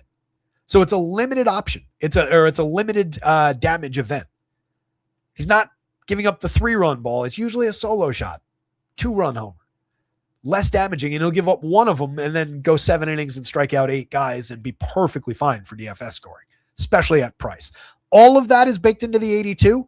It's somewhat in the 93, but there's probably better options to work with on the board. Either site, though, Joe Ryan, definitely playable. He is also well above averages across stuff, location, and pitching plus. Look how similar these guys are right now. Those are like the exact same numbers. That's actually kind of amazing how close they are. Excellent pitching matchup. Should be a fun game to watch. If you're going to the Mariners, sub-4 implied total, but again, a little bit of power showing maybe leads us in that direction as a sneakier team. JP Crawford in his leadoff spot, 3,200, 341 on base, over 91 plate appearances. That's JP Crawford doing JP Crawford things. The run scoring comes with that. The correlated scoring for fantasy comes with that. Hitting immediately ahead of Cal Raleigh and Julio Rodriguez. When they're going right, there's no better spot in baseball, or few better spots in baseball. Unfortunately, neither of those guys is going right yet. 101 WRC plus for Cal. He's up to 7 home runs. Maybe we're kicking things into gear finally. 13.8% barrel rate in a slow start to his year after last year's outrageous year, but you got to give him plenty of leash. Julio just always does this. Takes him a minute to get going. 4,200, 2,800. The price has come way down on FanDuel. That's a stupid price. 42 on DraftKings is also extraordinarily cheap for a talent like this. Definitely going to Julio if I'm rostering Mariners. He is a reason to go to the Mariners when he's that cheap. Especially again with that 12 plus in the home run model. That's appealing. Mariners probably, where are they on the stacks board? Mid-ranked, 9th by points, 10th by DraftKings points, but 5 and 6 by value, 3rd by home runs. But again, you got to have some guys on base when they hit that long ball. So that's where it comes, where your problem might come in. You do have some okay on base options going down the lineup. You've got an elite one in Randy Arozarena, who's also showing a decent home run number. He's been their best player so far this year, 129 WRC plus. Luke Raley, Dominic Canzone hit the ball very hard. They've been getting on base at a decent clip, 8 combined home runs, solid slash lines over 85 and 68 plate appearances respectively. There's a lot of playability in those two lefties, tons in Randy Arozarena. You've got two stars and a just below a star, well above average, whatever you want to call Josh Naylor. He's just off to an atrocious start. 3 home runs, 4 steals, 282 on base is pathetic. 71 WRC plus. Last year he got on at a 353 clip. He stole 30 bases last year, which is amazing. 20 home runs. That's a great season. I think he gets back toward that pace. I think he finds his upside for on base. He's walking actually a little bit more this year, but striking out also a little bit more. Some of it's probably gone into that hole in terms of fewer balls in play, equal fewer opportunities to succeed via BABIP, but he's a better player than this. Definitely in my lineup if I'm going and building one Mariners stack on DraftKings with 5 guys in it. FanDuel, 1 of 4, maybe a little more dicey a proposition. Cole Young, Leo Rivas, just kind of mix and matchy guys down the bottom of the lineup. On the Twins side, Byron Buxton is a superstar. 6 home runs on the board, doubling all of his teammates' totals, or his best teammates' totals. Trevor Larnach, 2,900, 2,700, very affordable, 259, 419 on base with a 397 slug. Getting on, a 372 WOBA with a 365 expected mark. He's been very good to start the season, limiting strikeouts, drawing a ton of walks, putting decent wood on the ball with a 9.1% barrel. The barrel probably cools, but the hard hits probably go up. Trevor Larnach, not a bad option for as cheap as he is. A little bit more than just another outfielder, but I don't love drawing down against Logan Gilbert here. Austin Martin, more mix and matchy. He's off to a very good start over 76 plate appearances. We'll keep an eye on it. I don't expect he gets on over at half the time in a full season. 76 plate appearances in he is. Talk to me in another 100 plate appearances. We'll see where he's at. 34-28 though for that start at second base on FanDuel. Definitely playable if you're going to Twins. Outfield on DraftKings, he's okay, but I'd rather have a bigger outfielder. Josh Bell, a little bit better than mix and match. 3,800, 2,900. 3 home runs on the board, but an otherwise kind of pedestrian start. 100 league average WRC plus. Cody Clemens is a masher. He showed us again last night. 3 home runs on the season. 4 stolen bases too. 194, 275, 371 slash line. Not exactly lighting the world on fire, but that 16.7% barrel rate. That's who Cody Clemens is. And as I said yesterday, we're just hunting for one good bat at ball event. Remains less appealing at first base on DraftKings, but entirely playable there for the cheap price. 4 positions on FanDuel for 26. He is a great moving part on FanDuel. I love Cody Clemens as a one-off against anybody. And Logan Gilbert does give up enough premium contact as well. It's not as problematic as Joe Ryan can be, but there's plenty of premium contact. And these numbers, I said not as problematic because the barrels are quite a bit lower. The hard hits were basically a tie. He actually gave up more average exit velo, but fewer home runs by 3/100ths of a point last year. So it is kind of in the cards as well for Logan Gilbert. Going down the bottom of the lineup, Victor Caratini can put good one on the ball as a cheap catcher option on DraftKings. You can work him in around the edges. Not a terrible option. Off to a pretty bad start.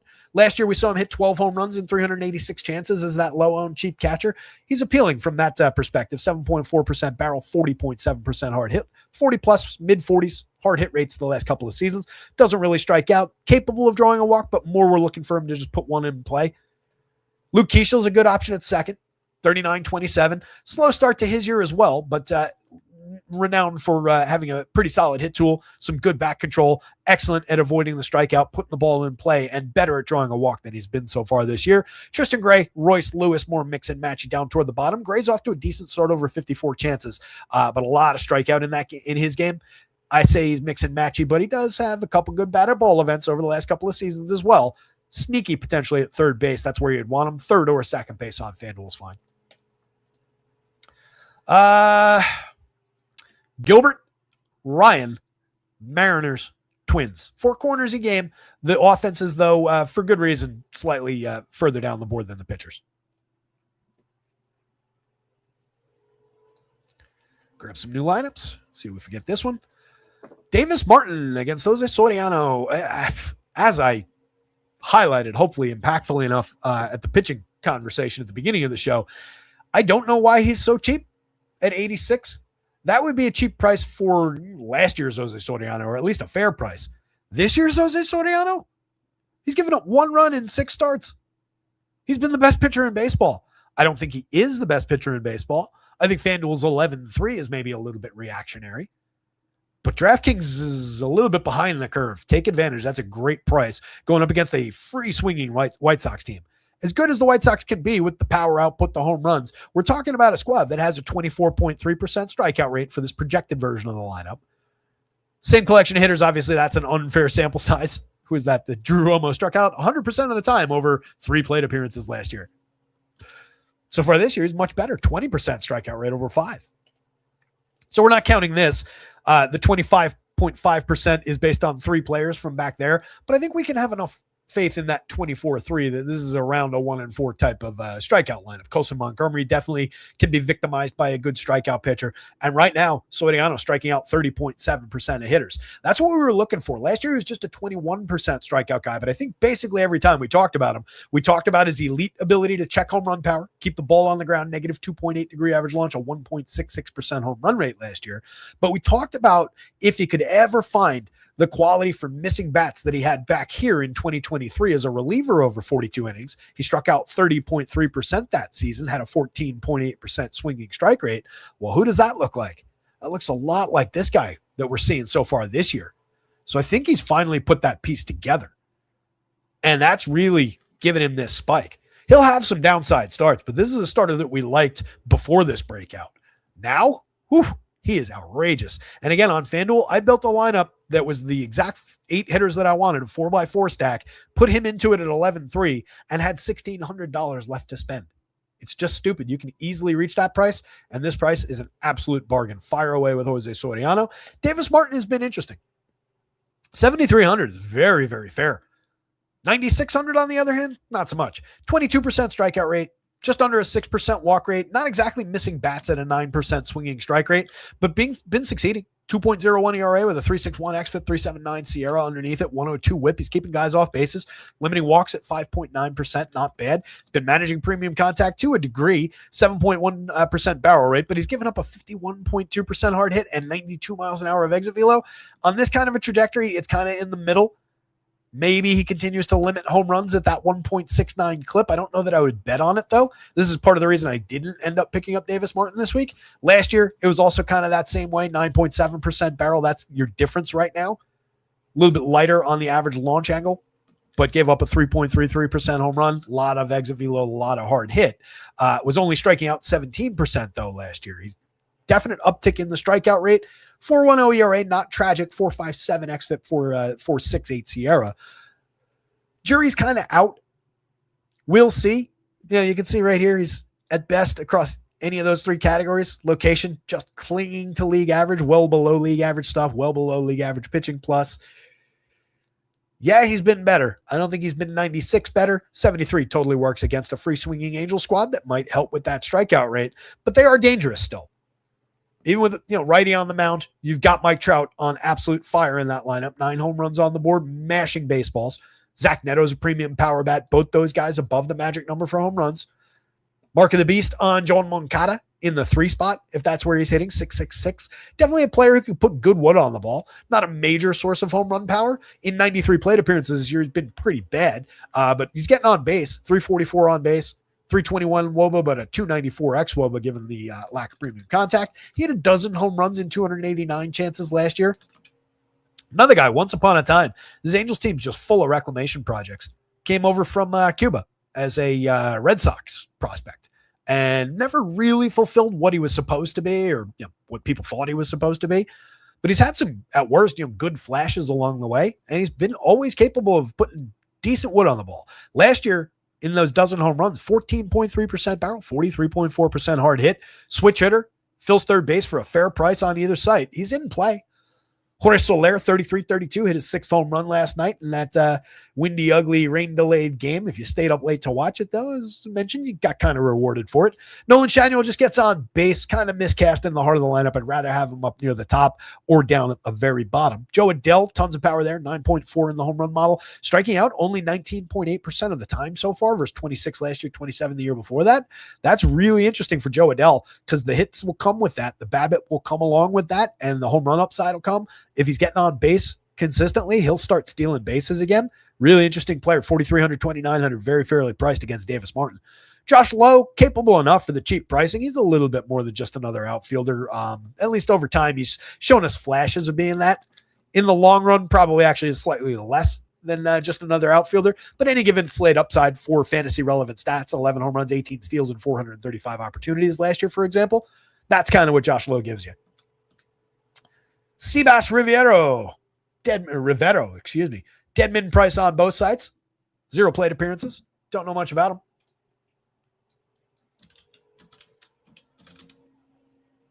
Sebastian is 27. He's made 107 plate appearances in the show. He's a career 172, 226, 212 hitter with a 20 WRC plus. I think we could probably skip Sebastian unless you absolutely need that dead min price on DraftKings. That would be the only purpose he would serve, and probably goes over. Adam Frazier, mix and match infielder at best, hitting for a little bit of average, getting on base over 56 plate appearances. It's not completely crazy if he's in the lineup to stick him in. Last year, 319 on base, capable enough via the average, 7 home runs on the board. You're not looking for him to knock one over the wall. Pretty light for on base in actual fair samples, though. 300, 282, 319. I was going to say maybe we wrap him around, but it's not really actually accurate. So mix and matchy at the bottom of the lineup at best. A lot of strikeouts so far, even in a good start to his year or two. These frisky White Sox, dozen home runs on the board for Munetaka Murakami. He's outrageous. Everything about the walks is real. Everything about the premium contact is real. The strikeout rate, probably also real. Probably not going to have many base hits at all along the way. His first dozen extra base hits in the major leagues have all been home runs. It's funny. He's the prime example right now of the 3 true outcomes hitter. He's drawing a walk, he's hitting a home run, or he's striking out. That's what that means. That's who he is, and there's nothing wrong with that. That makes him a star. Miguel Vargas, 45-34. 6 home runs, 5 steals, 352 on base, a 356 WOBA, 374 expected, slashing 208, 352, 446, kind of all over the place. 16% strikeout, 16.8% walk, some good batted ball events. I don't trust Miguel Vargas, but I would play him if I'm going to the White Sox. He's reasonably priced on DK at 45. 34 on FanDuel, I don't love, but he's playable. Colson Montgomery at 51-31 remains very affordable at short on FanDuel. 10.34 in the home run model. It's just, Soriano pretty good at limiting home runs. That Munetaka Murakami and Colson Montgomery number, though, do come against Soriano's ability to limit home runs. That's how good those two are at hitting home runs. 7 on the board and 119 chances for Montgomery. Likely strikeout victims, though, at least a couple times over. Maybe he gets them twice, they get him once. Probably more likely they get the bullpen. Everson Pereira, interesting option, 3,600, 3,000. 3 home runs, solid slash line over 69 plate appearances. Talented kid who's getting an actual chance for a change, 11.6% barrel in the small sample. Sam Antonacci's just a hit tool specialist, limit strikeouts, medium walk rate, should hit for a little bit of ability to drive the ball. Interesting player, 368 xWOBA in the small sample of 41 plate appearances. Chase Meadroth has been climbing the ladder a little bit, up to a 342 on base. 94 WRC plus, just a 305 xWOBA. He doesn't exactly hit the ball hard, but he hits it consistently. He's drawing a few more walks so far this year. The strikeouts are slightly up. I expect they come down. He's a back control specialist and an interesting player at a fair price at second base. And then Tristan Peters, Drew Romo. Peters, maybe some mix and match capability. Drew Romo, probably not. Jose Soriano, especially on DraftKings, but also on FanDuel, pretty much with a bullet.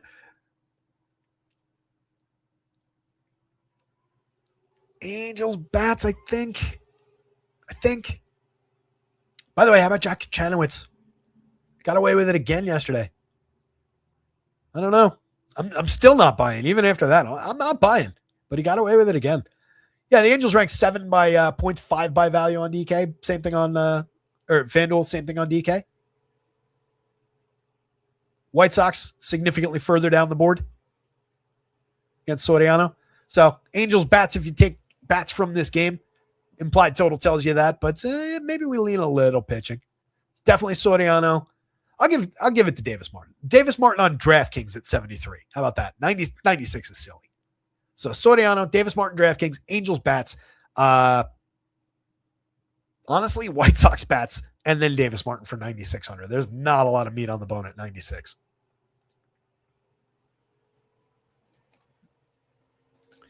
See Wiz, what's going on? Everybody out there, hit that like button, subscribe to the channel if you get a chance. Help feed the algorithm. Comment on the video, by the way. If I hit something, if I miss something, call me smart, call me stupid. I don't, whatever. All the comments feed the algorithm. Does help. Subscribe over at Rotoscouts too. Scrolling across the bottom of your screen, rotoscouts.com. Full projections, all the content for baseball. You get these dashboards as screenshots so you can do your own research alongside the projections, the pricing, the home run model, all of that exactly as you see it on your screen. Just can't scroll. It's in screenshot form up on the site. You get home run picks, top stacks, power index, all the pitcher and hitter projections, plus NBA, and NHL projections through the playoffs, and NFL right around the corner. All for under $1 a day. Access to all of it, all-in pricing, no per sport nonsense, no hidden fees, no nothing. Check it out. Weekly, monthly, and quarterly plans available. New York Yankees, sub-4 implied total. Not a common thing, but they're facing Jake DeGrom, one of the best pitchers of his generation, the best pitcher of his generation. 34.7% strikeout rate over 5 so far for DeGrom.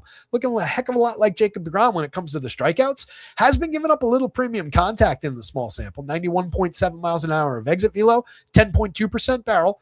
Last season, that was 9.2 and 90.1, 41.9 technically above the threshold in both of those categories, slightly under in barrels. Give up a 3.89% home run. So DeGrom could be firmly on that list of definite ace, could light you up, put up a monster score, even if he feeds you a home run.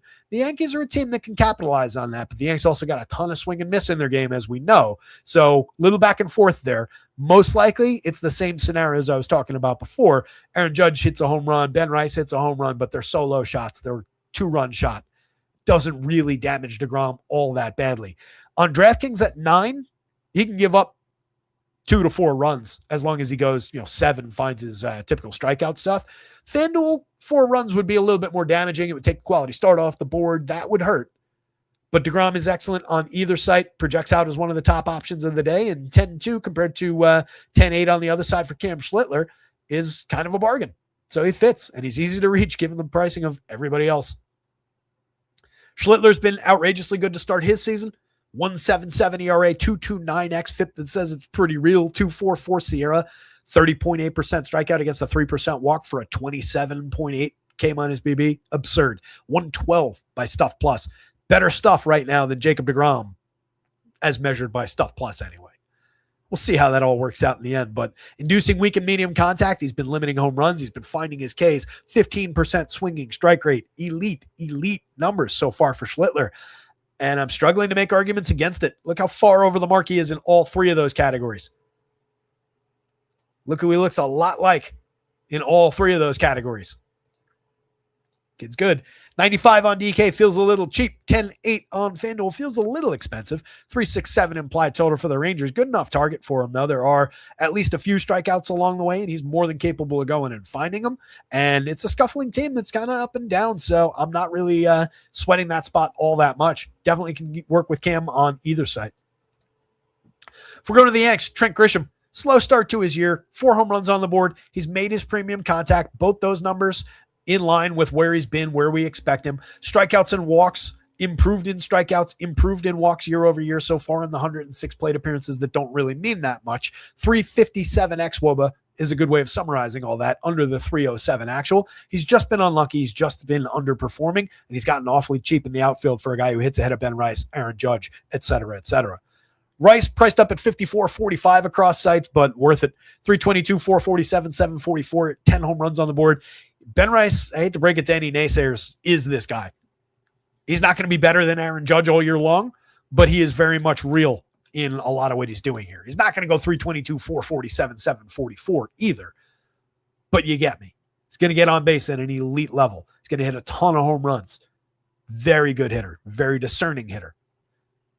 Aaron Judge is the model for that, except from the right side. 11 home runs, one of the league leaders. Doing Aaron Judge things out there. Don't overthink it. 65-42, even against Jacob DeGrom. Definitely can fire that. But, could be a strikeout victim a couple times over for DeGrom as well. We know Judge likes to swing.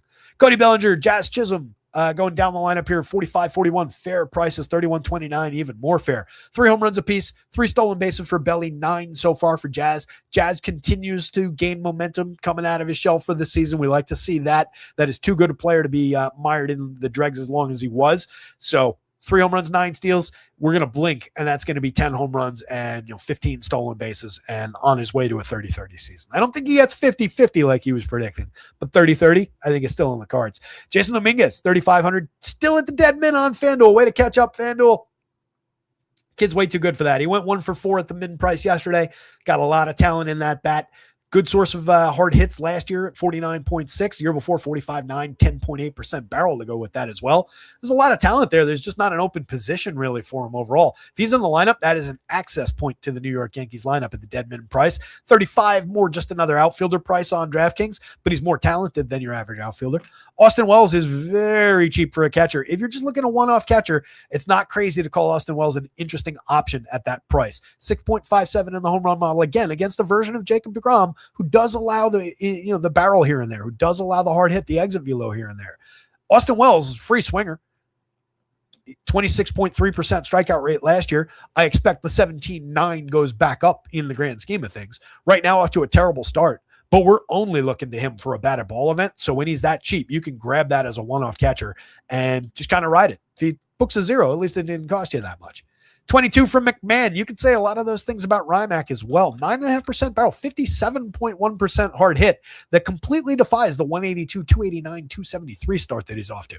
This is a player we've seen hit 20 home runs in the show multiple times. Ryan McMahon is a far sight better than he's been so far this year. He's always going to strike out at an aggressive clip. 32% last year, 28.7 the year before, 31.6 the year before that. An exact match so far for this year. But he also draws a ton of walks. He's 3 true outcomesy. That's an interesting enough bat when he gets this cheap, again, against a pitcher who can give up the occasional long ball. It's just a matter of who's on base ahead of him if he happens to hit it. Hit his second one of the season. Was that last night or the night before? And then Jose Caballero, if he's on base, 11 stolen bases. He was your league leader in stolen bases last year. An interesting enough option at short that I hope they keep rolling out there even when Anthony Volpe's back. Rangers side, yes, I mean that. Jose Caballero is better than Anthony Volpe. Rangers side, 3.67 implied going up against Schlittler. As good as he's been, I don't know that we want to tangle too much with the Rangers bats. Brendan Nimmo's a good way to get that started if you choose to, though. 348 on base, 123 WRC plus on the season. Still affordable at 46, 31, inoffensively priced on FanDuel. And then you get into some pretty discounted options. Josh Young at 3,300 is not bad at third base. 32 is a little bit more fair on FanDuel. Off to a very good start that reflects his talent from a couple years ago. It's just been a second since we've seen him be consistently good. 312, 375, 559, 4 home runs on the year, a 366 xWOBA under that 405 actual. The 405 is outrageous, but the 366 is excellent. And if he craters to that number, that's great. He's having a fantastic year if he's at a 366 WOBA at the end of the season. Corey Seager is under 5,000 on DK, which should probably never be. 3,300 on FanDuel also should probably never be, even against somebody as good as Cam Schlittler. Corey Seager's just got too much upside, too much power. Yeah, he's off to a slow start. 6 home runs, 212, 306, 423. Has a 212 ISO, has a 336 xWOBA, 13.3% barrel rate. Last season, he had a 400 xWOBA under his 365 actual. Even though he only hit 21 home runs, he had a good, not great slash line, 271, 373. The on base is obviously great. 487, 216 ISO. That's only over 445 plate appearances. You give him another 200 plate appearances, the numbers look better for the full season. Jock is only 2,500. It's a decision between Jock or Jake over on DraftKings. You can pop either one of them into the util spot and first base on FanDuel, but you also have the outfield eligibility to work with on Jock, which is probably where he lands. I'd rather keep util open for a bigger option, although a lot of those do just come from the outfield, so it's kind of a wash anyway. 5 home runs up on for Jock. 5 home runs for Jake. 2 home runs so far for Jock. Needs to get it together. 54.5% hard hit is at least some piece of quality that we can kind of cling to. He's been lacking barrels, though. 2.3% barrel rate this year is kind of embarrassing over 77 plate appearances for Jock. Not doing what he's paid to do, but he is getting on base, has a 108 WRC plus on the year. As cheap as he is, you can definitely go to him, and you're just hoping that the guy who used to mash right-handed pitching for home runs shows up again for a minute. Berger, definitely a fair home run option, but righty here against Schlittler, not going to be ideal for him. Same-handed option. That's not the same as lefty-lefty, obviously, but that would be a little bit of a diminishment, I think, here for Berger. Evan Carter, solid line drive option, 3 home runs, 5 stolen bases, pedestrian slash line, 97 WRC plus. I think there's more talent than that, and the batted ball events have been a little bit better than that, but more mix and matchy. Osuna, Danny Jansen, up and down options. Ooh, that's no good. John Hansa says Mets manager Carlos Mendoza told reporters Juan Soto is dealing with forearm tightness. Did we not have the Mets confirmed yet? Soto is in the lineup, unless did they scratch him?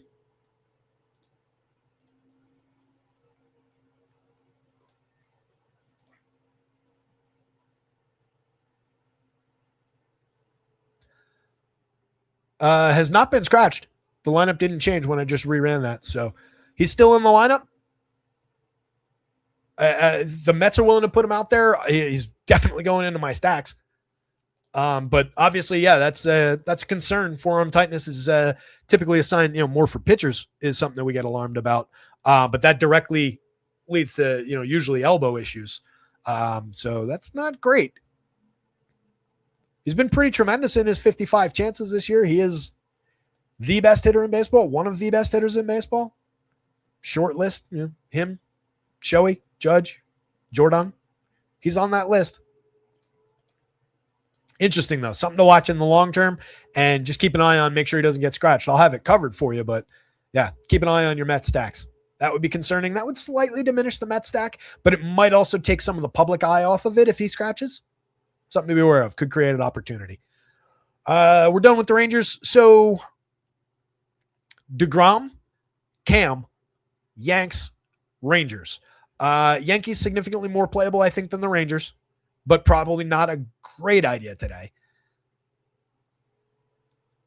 DeGrom, just on who he is, just on a little bit more real strikeout upside, probably slightly better than Cam, especially at the $500 discount on DraftKings. $600 discount on FanDuel. Yeah, it's DeGrom. Cubbies in the pods. Walker Buehler is just a target here. 21.7% Ks against a 9.8% walk, 5.75 ERA. The xFIP, the Sierra are more, you're more accurate who he actually is kind of numbers. Struggling with a bit of bad luck so far this year. The 10% walk rate is obviously partly his fault, but even with that 1.62 whip, I feel like that BABIP is probably pretty high. But he's allowing a decent amount of contact, so it's not necessarily something that he's able to overcome. Let's see. Yeah. That would be your problem. 377 batting average on play against. The last 3 years running were 285 last year, 316, 312 going back in time. Prior to that, it was 247, 198, 290 when he was actually good. But it's been several years since Walker Buehler's been that guy. Back in his last good season was the partial year in 2021, 33 starts. He was excellent. 247 ERA, 3.57 xFIP. Solid strikeout rate. That was over 33 starts. He's never been that guy again. Too many injuries along the way, just diminished overall. So I think we're definitely just throwing some Cubbies bats at him. 4.39 implied total puts them on the board kind of obviously for the public. Same thing with the 4.20 implied total, but Cabrera gives you a little bit more opportunity. He's striking out hitters at just an 18.5% clip right now, 9.2% walk rate. That's down from 25.5 last year. That was on a 12.5% swinging strike rate. The swinging strikes are down somewhat. I believe velo's down a little bit if memory serves. He was very good in a breakout last year. The biggest part of last year's breakout was the fact that he cut walks from 12% the year before down to 7.7 last year. That was an issue to start the season. He walked a few too many guys. He's cut it down to 9.2%, but that's obviously still a tick higher than the 7.7, and it becomes more of a problem when it's 9.2 against 18.5. That makes it more stark, those 2 extra points or 1.5 extra of walk rate. So that's where some of the problems have come into play. But of course, baseball being baseball, he's pitched to a 2.73 ERA, which is better than he was last year. But the 4.21 xFIP, the 4.57 Sierra, probably more who he is. Needs to find the strikeout stuff to really be decent. He's also given up a 10.5% barrel, 91.2 miles an hour of exit velo, but somehow only a 1.68% home run and 37.2% hard hits. Sometimes the numbers just come together weird. I do think he's better than the stuff plus mark in the long term. Just needs to figure it out. But again, some of the loss of velo, some of the loss of the upside stuff is obviously reflected in that number. Not problematic for the home runs. It's not a problematic team to face in terms of hitting home runs against you. It's a pitcher-friendly park. It's just a team that is pretty effective at limiting strikeouts. 21-3 this year, 21-9 last year, 19-2 for this collection of hitters in the projected lineups 2 years ago.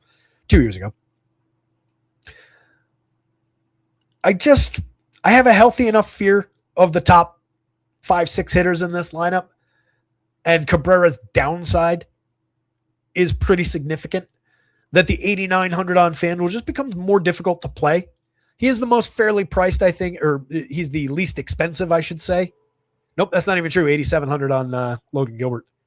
I was going to say above 30, but that's obviously not true. So I'll just go to Gilbert and tangle with that Twins team probably more often than I go to Cabrera against what I think is a better overall Padres lineup. But he's on the board, at least for some shares over here. If you're building 150, you definitely want to have some when you walk away. At 75 on DraftKings, he is a much more significant part of that DraftKings slate. I do think he's very, very SP2 playable. Buehler, not so much. Cubbies bats against, on the other hand, Nico Horner, expensive at second base, but that was the guy I pivoted that Ronnie Mauricio spot to. Just had the money. Why not? 297, 375, 458 start. As we've discussed a bunch of times, by the way, with that, you don't need to spend all your money in baseball. But when you've got an opportunity to go from a 9-hitting Ronnie Mauricio to a leadoff Nico Horner against a bad pitcher, sometimes those things do make sense. So I did that. But again, if I don't switch it back, Ronnie's going to hit 2 home runs tonight. Nico's excellent for the money, very highly priced at as the most expensive Cubs bat. But everybody else in this lineup is cheap. Everybody else in this lineup is cheap to reasonable on FanDuel. Cubbies are 5 on FanDuel. 4th by projection, only 8th by value on DraftKings. That's a little weird. Is there somebody I'm missing that would drive that DraftKings number up? Huh. I wasn't expecting that they would have been a better value number on FanDuel. I didn't absorb it when I was putting that together. It's a fine value number on both, but actually more point per dollar on FanDuel. I guess that's a product. Yeah, these 5 are very, very low. And these are slightly relatively higher, I guess. It looked the other way around as I was glancing at it, but either way, Cubs are definitely in play on both sites. Primo option for scoring, solid option for value at worst. Michael Busch at 35-27. 2 home runs on the season in a bad start. 204, 287, 296. A .093 ISO, 8.6% barrel, only 33% hard hits. It's a guy who had a 17% barrel, 47% hard hit, blasted 34 home runs in 592 chances last year. That was a major breakout. I don't think it all was just 1 year and now he's never going to hit well again. Took him a minute to find that breakout. Maybe gave a little bit of it back, but in the long term, we think anyway, that he's going to be significantly better than this. And all the struggles right now in the small sample are baked into those prices against Walker Buehler. So you definitely want that. 10.54 if you're going to the Cubs. Definitely belongs in the lineup. Alex Bregman's just a good piece. 4,100 at a short third base, 2,800 on FanDuel. That's part of your value. 3 home runs, 331 on base, 328 xWOB under the pedestrian, 312 actual, 98 WRC plus, 45.5% hard hit. Alex Bregman is still Alex Bregman. He's going to boost those numbers in the long term. He's very cheap, and he's not been bad. He's just been kind of okay. Ian Happ's been good. 7 home runs on the board, getting on base at a 347 clip, creating runs 30% better than average, 14.5% barrel. The hard hits have gone by the wayside a little bit in the total. He's also striking out a little bit more than he has in seasons past, drawing his walks like normal. So I think a lot of this, in terms of the batting average, goes up. Maybe the power comes back down to earth a little bit. He's off to a very good start, 360 WOBA, but a 330 xWOBA under the surface does reflect some of the potential downturn for the power. Seiya Suzuki, very real power bat at 45-33, 5 home runs and 74 plate appearances this year. Absolute masher up there, 16.6% barrel last season. Just 11-1 in the short sample so far this year, but he'll get it going. Moises Ballesteros had a good day yesterday. He was a bargain piece that we discussed yesterday. He's coming through projections like crazy yesterday. 3,500, go right back to that well on either side, but particularly where you need catchers. 5 home runs on the season, slashing 387, 435, 710. He's been outrageously good and is supposed to be this talented.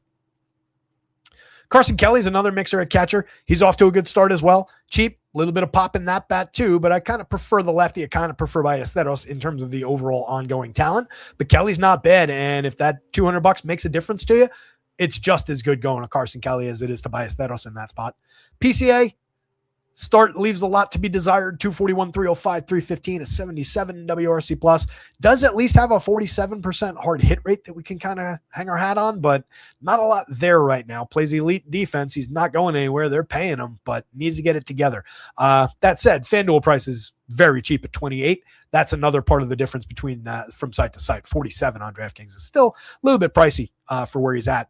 Dansby at 36, 34, differently priced across sites, cheaper on DraftKings against the relative cap. 6 home runs on the board, doing Dansby Swanson kind of things in terms of the premium contact, right where you want him. Drawing his walks this year, strikeouts are slightly down, just a little lack of success in terms of the batted balls. BABIP is down a little bit, but 339 WOBA, 345X, that's perfectly fine and probably a little underappreciated by the fantasy community. You can get Dansby usually at pretty low ownership, even at the cheap prices, even on a day where people want to roster Cubs. Ramon Laureano on the at the top of the Padres lineup. Solid piece. More than just another outfielder, more than a mix and match guy. Was great last year in terms of the batted ball events. Not bad the year before that in a shorter sample. So far this year, right on pace with where he was last year. The average leaves a little to be desired. The on base, he needs to get on base more, pad the stolen base opportunities, pad the correlated scoring opportunities. It's not like Fernando Tatis behind him has been outrageously good to start his season, though. So they're not really missing much of that if Tatis doesn't get it going. He's got a 290 WOBA, but a 358 xWOBA under the surface. He's got a 67.1% hard hit rate. He's just a guy who has been going the other way almost entirely. So the good batted balls aren't getting out of the ballpark. Needs to start pulling the ball more effectively. Jackson Merrill, solid 11.3% barrels, 3 home runs, 5 steals. He is a good source of home run upside, good source of fantasy scoring. Limited at the 213, 280 front part of the slash line there. 352 slug is not great. 281 WOBA, 304X, 79 WRC plus. We just all saw how good he was before the injury. 2 years ago, 24 homers, 16 stolen bases, excellent slash line, 130 WRC plus as a rookie. Last year when he came back, 16 homers, just stole 1 base, 264, 317, 457. 116 WRC plus is still good. 347 xWOBA under 331 actual is still good. That guy's not gone. He's just slow starting. So give him time. Keep them in your Padres stacks when you're building them, but maybe right now at least not a real reason to go to the Padres. Manny Machado is a reason to go to the Padres. Even with the slow start, he's still striking out under 20%, drawing nearly a 15% walk, getting on at a 342 clip. Had a good day yesterday. He's now up to 4 home runs on the season, creating runs like Manny Machado, 112 WRC plus, 331 WOBA, 334 actual, or 334 expected. It's amazing what one good day can do to change what the slash line looks overall. We were talking about it yesterday, the swing speed, the bat speed, the fast swing rate were both down a little bit going into yesterday. I'm sure they saw a slight uptick yesterday. I haven't looked, but I said yesterday I'm not sounding the alarm bell, but maybe we start at least keeping an eye on it. Maybe we take him from DEFCON 5 to 4. I'm knocking him back down to 5 based on just one game yesterday. Yeah, one game means nothing in baseball, but it was just nice to see Manny where I wanted him and what I expect from him. Had a great year last year. I think he'll be fine. Xander Bogaerts is off to a great start. 365 xWOBA, 126 WRC plus, 4 home runs, 2 steals. As I was saying yesterday, I think he's just fully healthy right now.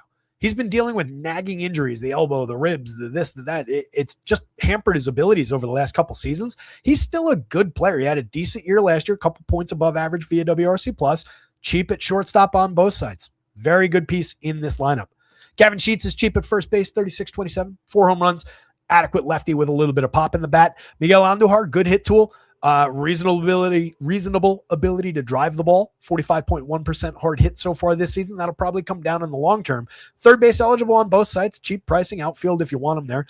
Luis Campusano's a more mix and matchy than that premium contact numbers would suggest. He's got 3 home runs and 43 plate appearances. Maybe this is the Campusano breakout. 27 empty plate appearances last year, 0 for 27. 299 opportunities the year before that, 8 home runs, but otherwise kind of empty in the slash line. I don't think he's this guy that we've seen over these 43, but he's been good. Playable at the cheap price where you need the catcher.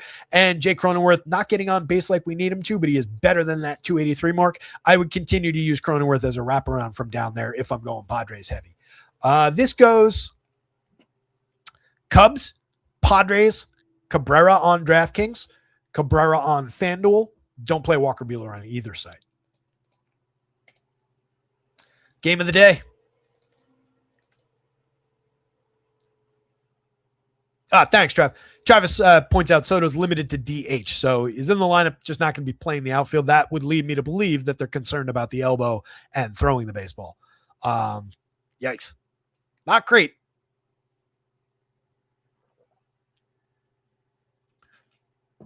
Maybe you knock the home run mark from as high as it is for him. Maybe you shave a little bit of that away as you're doing things. It's impossible to quantify, especially when we don't know what the actual injury is. But it remains Juan Soto. So if we're getting him for correlated scoring, his ability to reach first base in what still looks like a pretty loaded lineup, that still works. So no issues with it. To Live and Die in LA is on my TV right now. I think on MGM. Good movie. William Friedkin. Very good LA crime movie. Speaking of which, Crime 101. I watched that last night. That's also on an MGM property. That's streaming on Prime right now. Very good movie. A lot of fun. Good LA crime movie. I enjoyed it. Kansas City Royals 4.84 implied, Athletics 4.78. Chris Bubich is the better of these two pitchers. He's striking out hitters at a 25.7% clip so far this year, but the premium contact is problematic, and this ballpark is just problematic across the board. So I'm probably not considering a mid-priced $8,400 Chris Bubich on either site. So far this year, 11.3% barrels, giving up 90.2 miles an hour of exit velo. That's enough to be concerned about. Last year, it was just 6.6% barrels, 39.3, 87.6. It was good at limiting home runs last year, good at limiting premium contact. It's only 28 and 2/3 innings. It's only 5 starts. I'm not in a panic about Chris Bubich by any stretch of the imagination. He's still missing bats effectively, but it's down by about a percentage and point and a half. 4.08 ERA, 4.12 xFIP, 4.10 Sierra. He was just better across the board in the full sample last year. Well, not full, but 20 starts last year. Larger sample. So again, I'm not writing off his talent, but for today in this ballpark, I kind of am. I'm just going to chase some A's home run power. I'm just going to chase that near 5-run total, one of the highest marks on the board with some A's bats. And then the Royals are just extremely obvious going up against Aaron Savali, who has just been kind of a disaster over time now. I think that's fair to say. 4.50 xFIP, 4.37 Sierra in his 5 starts this year, striking out just 18.8%, a nothing swinging strike rate. He's been okay with barrels, but not with hard hits, not with exit velo. These are both alarmingly over our threshold, and it comes on a 19.4 degree average launch. So the ball's in the air with that much behind it. That 2.68% home run rate is pretty lucky so far. Last year, 3.68 on lighter contact. Same kind of trajectory. Year before that, 4.21 on lighter contact, same kind of trajectory. So if we're giving up anything approaching this, even with the Royals scuffling along the way this year, I like the Kansas City Royals in this spot, in this ballpark against this pitcher. I think everybody probably does. They're super obvious today. Going to be popular across the board, but there's a lot of ways to build with them, especially on FanDuel where everybody's cheap in their lineup and everybody's cheap around the entire slate. A little bit more pricey on DK. On the board, number 2 by FanDuel points, but number 1 by FanDuel value. Number 1 by DraftKings points, but number 2 by DraftKings value. A little bit of back and forth there. Part of that is the reflection of how home runs count a little bit more on FanDuel than they do on DraftKings. Base hits and what the Kansas City Royals are typically good at count a little bit more on DK. So that's where you get your 1 versus 2 as far as the fantasy points. But they're excellent on either side. 3 guys above the magic number, a couple guys hovering around it. Love the upside. I was damn near taking Vinny for the home run pick of the day. I love Vinny in this spot. 10.66 in the home run model. He's off to a slow start, kind of like last year. Premium contact is down so far. Just 3 home runs, 160, 267, 310. This looks exactly like Vinny's start last year, and we know where he finished. Definitely go into that spot if I'm rostering Royals. He's in my lineup right now.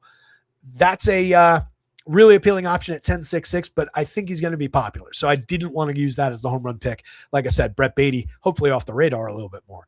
Not nearly the hitter that Vinny is, though. Not in the same ballpark situation. Michael Garcia, starting from the top, is only 4,600 at third base. That's an excellent option on DK. Pair of home runs, pair of steals, getting on at a 339 clip, right at league average for run creation, but a 339 xWOBA hiding under the 326 actual. Really put things together last season in a nice year. 16 home runs, 23 steals, solid slash line across the board, 347 WOBA, 334 expected. So he's not exactly been poor. He's actually pushed the barrels up. Hard hits are basically where they've been the last couple seasons. Strikeouts are up slightly, but still sub 20% and drawing a little bit more walk. So there's a lot to be excited about with Michael Garcia. I think everything clicks into place in the grand scheme of things, and he is a great option at price and fills a key position.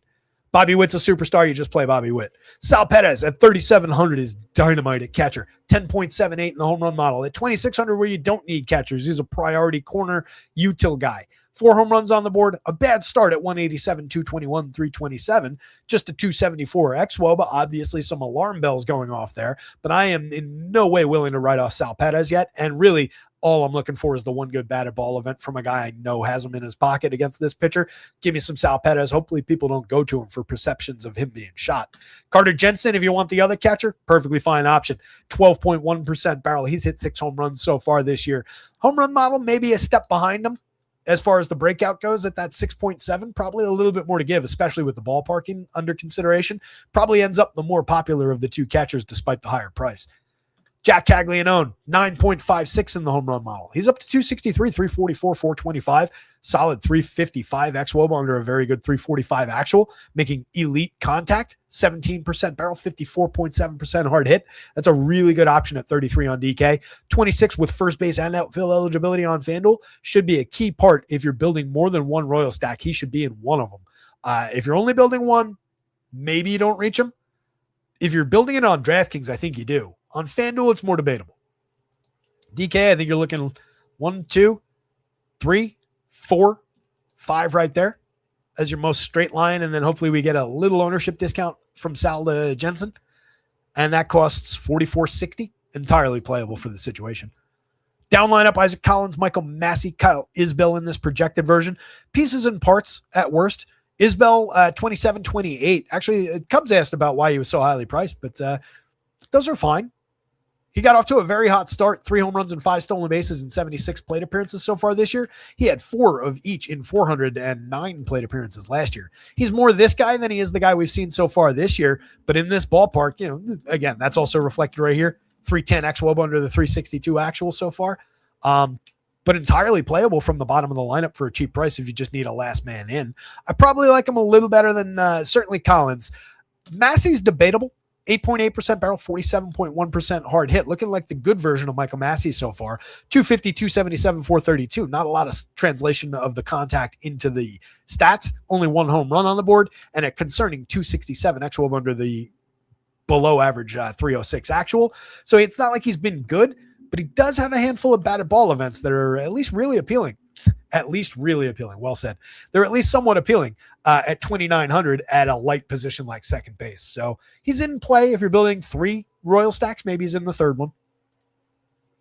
The A side, a little bit straight lining with Langoliers, Kurtz, Rooker, Soderstrom off the top. All those guys are mashers. Any one of those guys is fairly likely to blast a home run against Bubic here. I'm not really too concerned lefty-lefty with Kurtz and Soderstrom. They're just good bats in general. So I think you can go to any of them, but there's probably a little bit more appeal in the big righties in Shea Langoliers at 9.96 in the home run model, 10.11 for Brent Rooker. Definite upside there. Rooker got off to a slow start. Just coming back from the injured list. He's only 2,800 on FanDuel. He's 48 on DraftKings, which is more correct, but probably still a little light for who Brent Rooker is and has been over the last few years. Love that bat. Soderstrom's not off to a great start, but there is a lot of talent there. 12.9% barrel, 48.2% hard hit. Just look at all these barrels. That's an average 4-man, 16.2% barrel rate. Average 4-man, 51% hard hit. Obviously skewed somewhat by Kurtz, but that's a fair skew. He's in the lineup. He is a big piece of what they do. Jacob Wilson, light so far, 278, 282, 383. Hit tool focused player. Needs to get on base more consistently to really deliver on his talent. In the 5 spot, we're kind of looking for him to reset the lineup ahead of like Thomas, Max Muncy, but it gets a little dicey down that way. Muncy got out to a good start. The premium contact looks great at 12.3% barrels and 56.1% hard hits. It's only amounted to 239, 308, 402 though. Pair of home runs, 2 stolen bases, 314, 303. It's not great. That looks more like expectation from Max Muncy to me. This Max Muncy. Darryl Hernandez and Zach Geloff. Geloff was really good a couple years ago. For the min price on FanDuel at second base, if you're getting an abundance of A stacks, he belongs in a few of them. He's got a home run and a stolen base in his 25 chances this year. Has been otherwise terrible. Last year was completely terrible, over 101 chances. But going back to 2024, 547 chances. The slash line is awful. The on base at 270 is awful. That's where the 82 WRC plus comes from. But when we think about the 4 category counting stats here for fantasy purposes, 17 homers and 25 stolen bases, handful of runs and RBIs. That works. Year before, 14 homers, 14 steals, and got on at a 337 clip in a much better overall year in 300 plate appearances, 237 ISO, 133 WRC plus that year. We haven't seen that version of Zach Geloff in a minute, but at the min price, that's at least a dice roll here. At 2,900, second base and outfield eligible, firm dice roll over there too.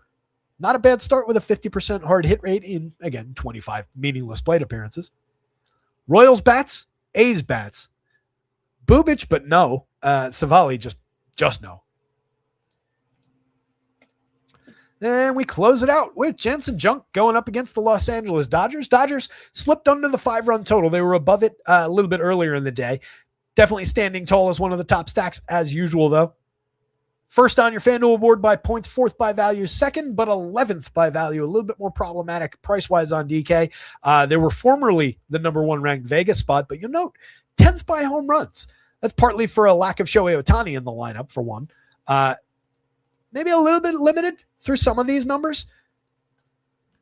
Mr. Junk so far this year, 1.82% home runs on a 4.7% barrel. He's been pretty decent at limiting the barrels, limiting the home run output in his 5 starts. Last year, more to the point, 1.79% home runs. I'm a little concerned, though, because that did come with a appreciable fly ball trajectory, an 8.5% barrel rate that's not problematic, but also not good. 47.3% hard hits is alarming, as is 91.6 miles an hour of exit velo, especially when you're allowing a lot of contact, because he wasn't striking anybody out, wasn't really walking hitters, so it's just contact through this pitcher. 4.170 ERA, 4.06 xFIP in his 16 starts, his 110 innings last year. Got away with it last year. Kind of getting away with it so far in a small sample this year, but the Dodgers can change the look of that line in an awful hurry.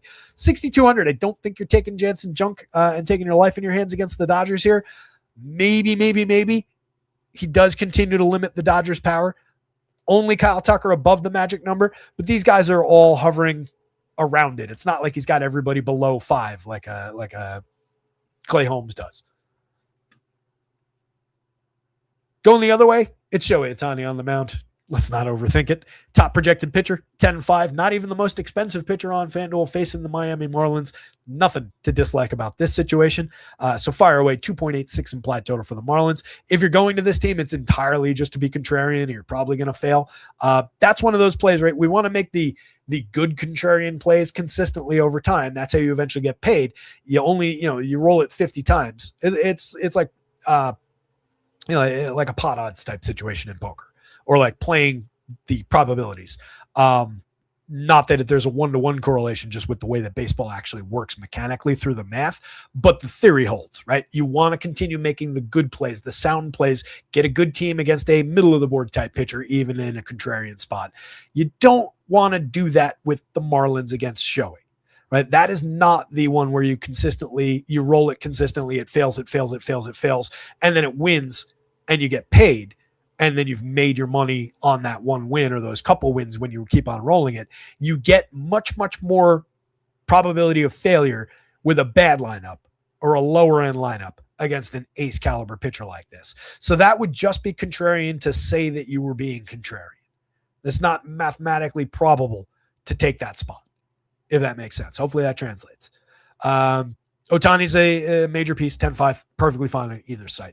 If you're going to the misguided Marlins, Kyle Stowers is your absolute priority. 4,700, 3,000, 7.95 against Ohtani in the home run model. 31 pretty bad plate appearances, but was very, very good last year for them. Jacob Marcy, mix and match kind of a talent up at the top. Sub Mendoza, 313 on base isn't going to help with his stolen base total, and that's kind of what he's here for. So I don't really like that. He did drive the ball kind of effectively last year, but just kind of a middle-of-the-road option against an average pitcher. Not a great candidate against Ohtani. Otto Lopez, there's nothing overly real about Otto's start with the batted balls. 10.3% barrel, 51.7% hard hit, 312, 356, 486. Not against Ohtani.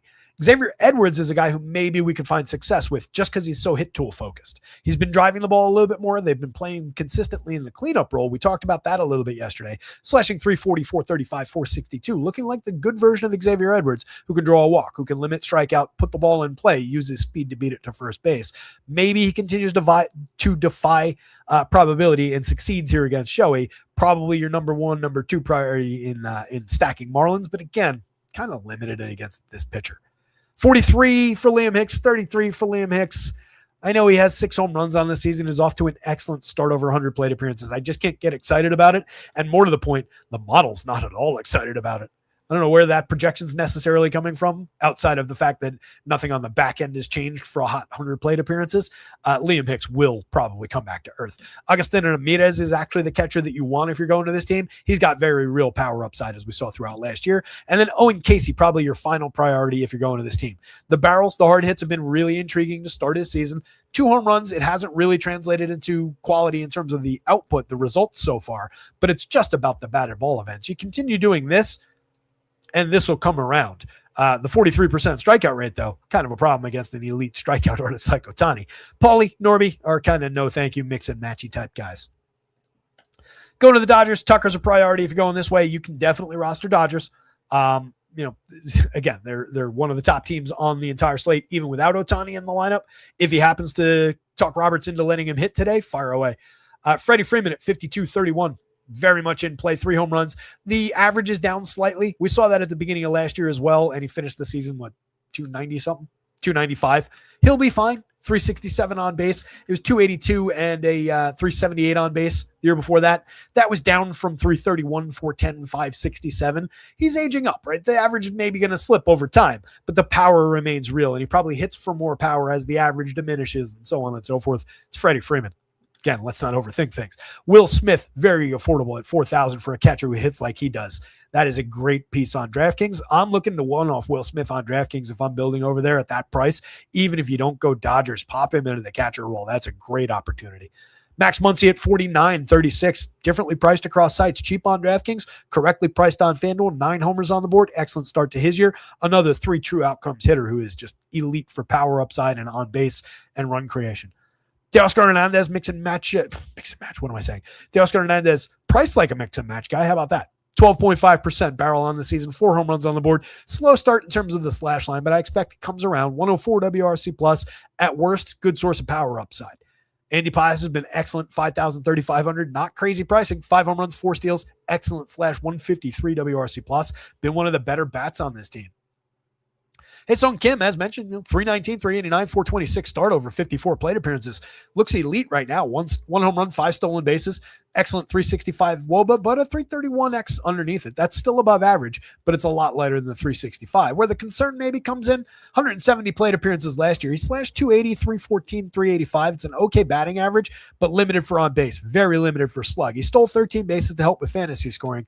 Only a 306 weighted on base. That's well below average, and a 251X. That's concerningly below. So we'll see what he actually turns into.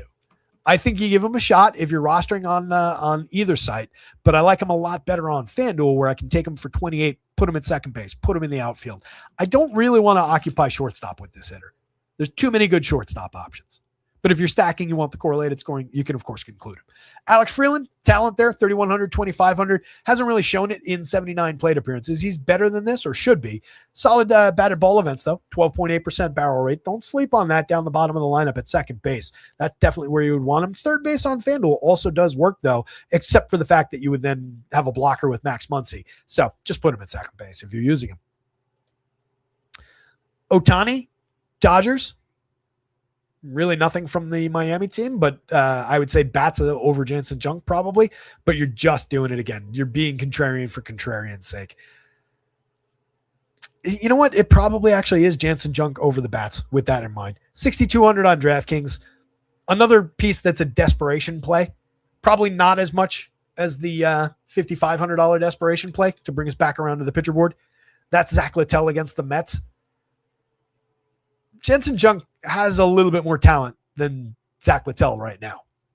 So maybe his 62, if you can find the extra $700 if you're in this emergency break glass kind of a situation on DK, but that would be the only scenario. Wouldn't play him on FanDuel. And that's it.